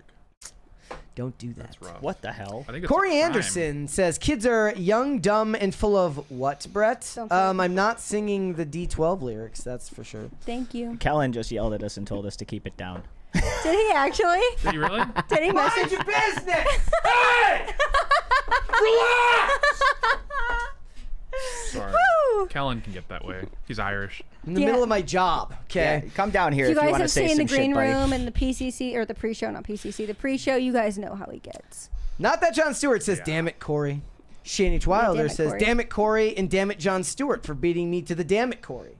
There you go. Not that John Stewart says, gotta be quicker. Gotta be quick. Corey Anderson says, damn it, Shane, and damn it, not that John. I can't believe I baited you into spending more money. Maybe it has just been a ruse this whole time. Got him. Shane H. Wilder says, oh my gosh, my cough is coming back. Okay. Shane H. Wilder says, I'm trying to video edit over here. I can't always be quick on the draw. Not that John Stewart says, skills issue. Skills issue. Skill issue. Skill issue. Burned Oil says, Tate is what Mary would be if she was Lamaine. A man. A man. You're saying I'm trans Mary or Mary's trans me? Who's older? I think she's older than me. Bummer. Then I guess you're Baron, the trans. Baron of Beef Juice, which is still the best username here. Hate that I name. might be the exception, not the rule, but I met my wife on Hinge. It worked great for me. Hey, it can work. No, I'm you saying are- it can work. You are the Just- rule. Like the majority Yeah, of marriage that's the rule. licenses issued were through dating apps. So Yep. you're not the exception. I'm not saying it's just like that's a very normal way people meet now. For better or Kellen for has now accused us of jester maxing. worse. No, that's uncalled for. That is so That's rude. dirty. We're dude. scream. That really is Actually, rude. what we're We're doing is scream-maxing. we're scream mogging is what we're Oh, doing. we are It's true. mogging him, aren't we? We are. Dingus Khan time. of Gongolia says for England, which For is weird England! because that looks like a St. Paul Saints logo in his Ooh, profile. called out. No says, remember Moon, I'm main simp now since you're on vacation. Nah, sorry. Disavow. It's always going to be Moon. Shane H. Wilder says, not true. Garth Brooks has an exclusive streaming contract with Amazon Music, so he might as well not be streaming anywhere. Yeah, for That's the true. longest time he refused to do streaming services, and then I think that was like kind of a few years ago. But by that time, the ship has sailed. You know, we all moved on. We're young people are really big on like Randy Travis. I see a big emergence of that. I downloaded Amazon Music one time explicitly for the purpose of making sure that our show was ending up on Amazon Music Yeah, when literally. after I upload it. I remember I subscribed to Amazon Prime. They're like, "Here's 3 free months of Amazon Prime Music," and I was like, "No, thanks." I just denied Actually, it. deny, yeah. I declined Dismiss it. it, Yeah. yeah. Like when I got a new phone, they're like, "You want 3 months of Apple Music?" I was like, No. "No, I pay for Spotify. I'm good." Yup. Red Snow says, "Can I get an LA Knight?" Yeah. No, LA Knight is just in a- like a 3. Is he the one that's in the match with like I Show Speed this year? All WWE is just devolving into like celebrity features now. It worked out for Logan Paul because Logan Paul is actually athletic and talented, but then like Jelly Roll gets in there and you have to contend with the fact that he's actually as good as some of the Did I wrestlers. see Rob Dyrdek in there too? Maybe. I swear I saw something about Durda coming down like a ramp with a skateboard, launching off of it into like a flat belly suplex on this guy, and then like pinning him. Wait, I thought I saw Thunder like Kid or that Lightning was Kid like or an something. AI video. Was that not real? Maybe. I don't really know. hope it wasn't I saw real that because video. if we've gone to that like I didn't. Yeah, I need to fact check that Sure after that the was- show you'll because have now to I'm double check. curious. Somebody You double just check. reminded me. I just saw that. video. Yeah. I just saw it, and I was like, oh, that's AI. Yeah, I was like, wait a minute. He's like, because it was like at that time when Seed Dance came out, or when VO3 came out, and they were doing all the WWE videos of the cats coming off the top rope and taking out wrestlers. Yep. Shane H. Wilder says, "Damn it, Kellen." Bud says, last super chat, not quite. Ooh. Manic Mustache says, late as usual, but apropos of the patriarchy. Hey, Brett, now that the missus is in the studio, who's in the kitchen watching the bread? Stay toxic, my friend. You gotta let it rise. Go to work while it rises. Actually, I made banana Something to bread that. muffins last did. night. How'd So it turn out? really good. Yeah? So good. I like that. Super good. All right, ladies and gentlemen, before we go, would you all hit the like button on this video, please, and subscribe to the channel if you are new here and you have not subscribed here yet already. Please and thank you. Share the episodes out with your friends, your family, your loved ones, people in your life that you both love and hate. The more people that you share PCC with, the faster the channel can grow. And also make sure to like the videos, leave comments. It helps us out a ton. And remember that if you are a channel member, you can go and watch the special full-length episode that I recorded with Valiant Renegade. It's like an hour and 15 minutes long. We got into a lot of stuff. We talked about Disney. We talked about Paramount. We talked about all sorts of things. Avengers, Doomsday box office projections. Budget projections. All that stuff. He's extremely knowledgeable. You will get a lot out of that conversation, so you should go and check it out. If you are not a channel member, which you should be, that will be live for everybody to view at 7 p.m. on Saturday, so stay tuned for that. We will get to all of these super chats by the end. Oh, boy. But before we do that, where can they find you? You guys can find me at Brando Boonies on Insta and on X. Thank you to the Dasovics for having me back in. Thank you to Tate for sitting across from me. I really enjoy it when he does that. I love it. I'm gay. always happy to be on a Kinda gay. brand. Where can they find you? X and Instagram at Real Tate Brown. Can give me a follow. And on noon on Rumble, as you guys may know, I hold it down for Tim on the Timcast noon live Monday through Thursday. So I'll catch you next week. Perfect. All right, you guys should follow me on Instagram and on X at Olivia Dasovic. What you should do is go to timcast.com, hit join us, become a member, join our members exclusive Timcast, I keep saying Timcast, Discord server, where you guys can chat with staff. You can chat with, I'm there a lot. Brett pops in every once in a while. I know Tate's planning on showing up here soon. Sure. Working on getting some more action in there. Y'all should sign up, come hang out with us. It's a good time. I see a super chat from ND Will. It says like you missed one of mine, but I'm scrolling and I can't find it. Bro, I am both Brother. host and live producer, so sometimes you lose some. Sometimes you lose I apologize. some. It's all right. Got a couple more here. S Bud says, "How dare you?" Again, he said you missed one of mine. Not that John Stewart says, "I like turtles." In the left lane is for crime. Shane H. Wilder says muffins. S Bud says last. Greg Duvier says, "I like turtles." In the left brain is for rhymes. They're battling. Not that John Stewart says hostage take party, not last. Chief Corey Anderson says I like red pandas. Shane H. Wilder says I like hoidles. And the right lane is for rhyme. We got through all of that. I'll job. get the last ones. If you guys want to follow me, I'm on Instagram and X at Brett Dasovic on both of those We platforms. have S Bud said, "Why do y'all want me to be poor?" I'm going to finish the outro, then we'll get to the rest of them. At Brett Dasovic on Instagram and X, 5 days a week, Monday through Friday, 3 p.m. Eastern Standard Time, noon Pacific, Amazon Music, Apple Podcasts, Pandora, and Spotify if you'd like to listen rather than watch. If you want to follow the show on social media or on Twix at popculture_show, Facebook at popculturecrisis, Instagram at popculturecrisispod. Couple more super chats here left. Chief Corey Anderson says, I love red pandas, I like hurdles, and the right lane is for rhyme. Chief Corey Anderson says, red battle pandas, that is. S Bud says, why do y'all want me to be poor? Not that John Stewart says I can do this all day, buddy. That's all the last And one, we're gonna leave guys. for the day, okay? See With you guys that later. being said, ladies and gentlemen, we will be back with another episode tomorrow. We'll see y'all then. Bye. Bye. Bye, everybody.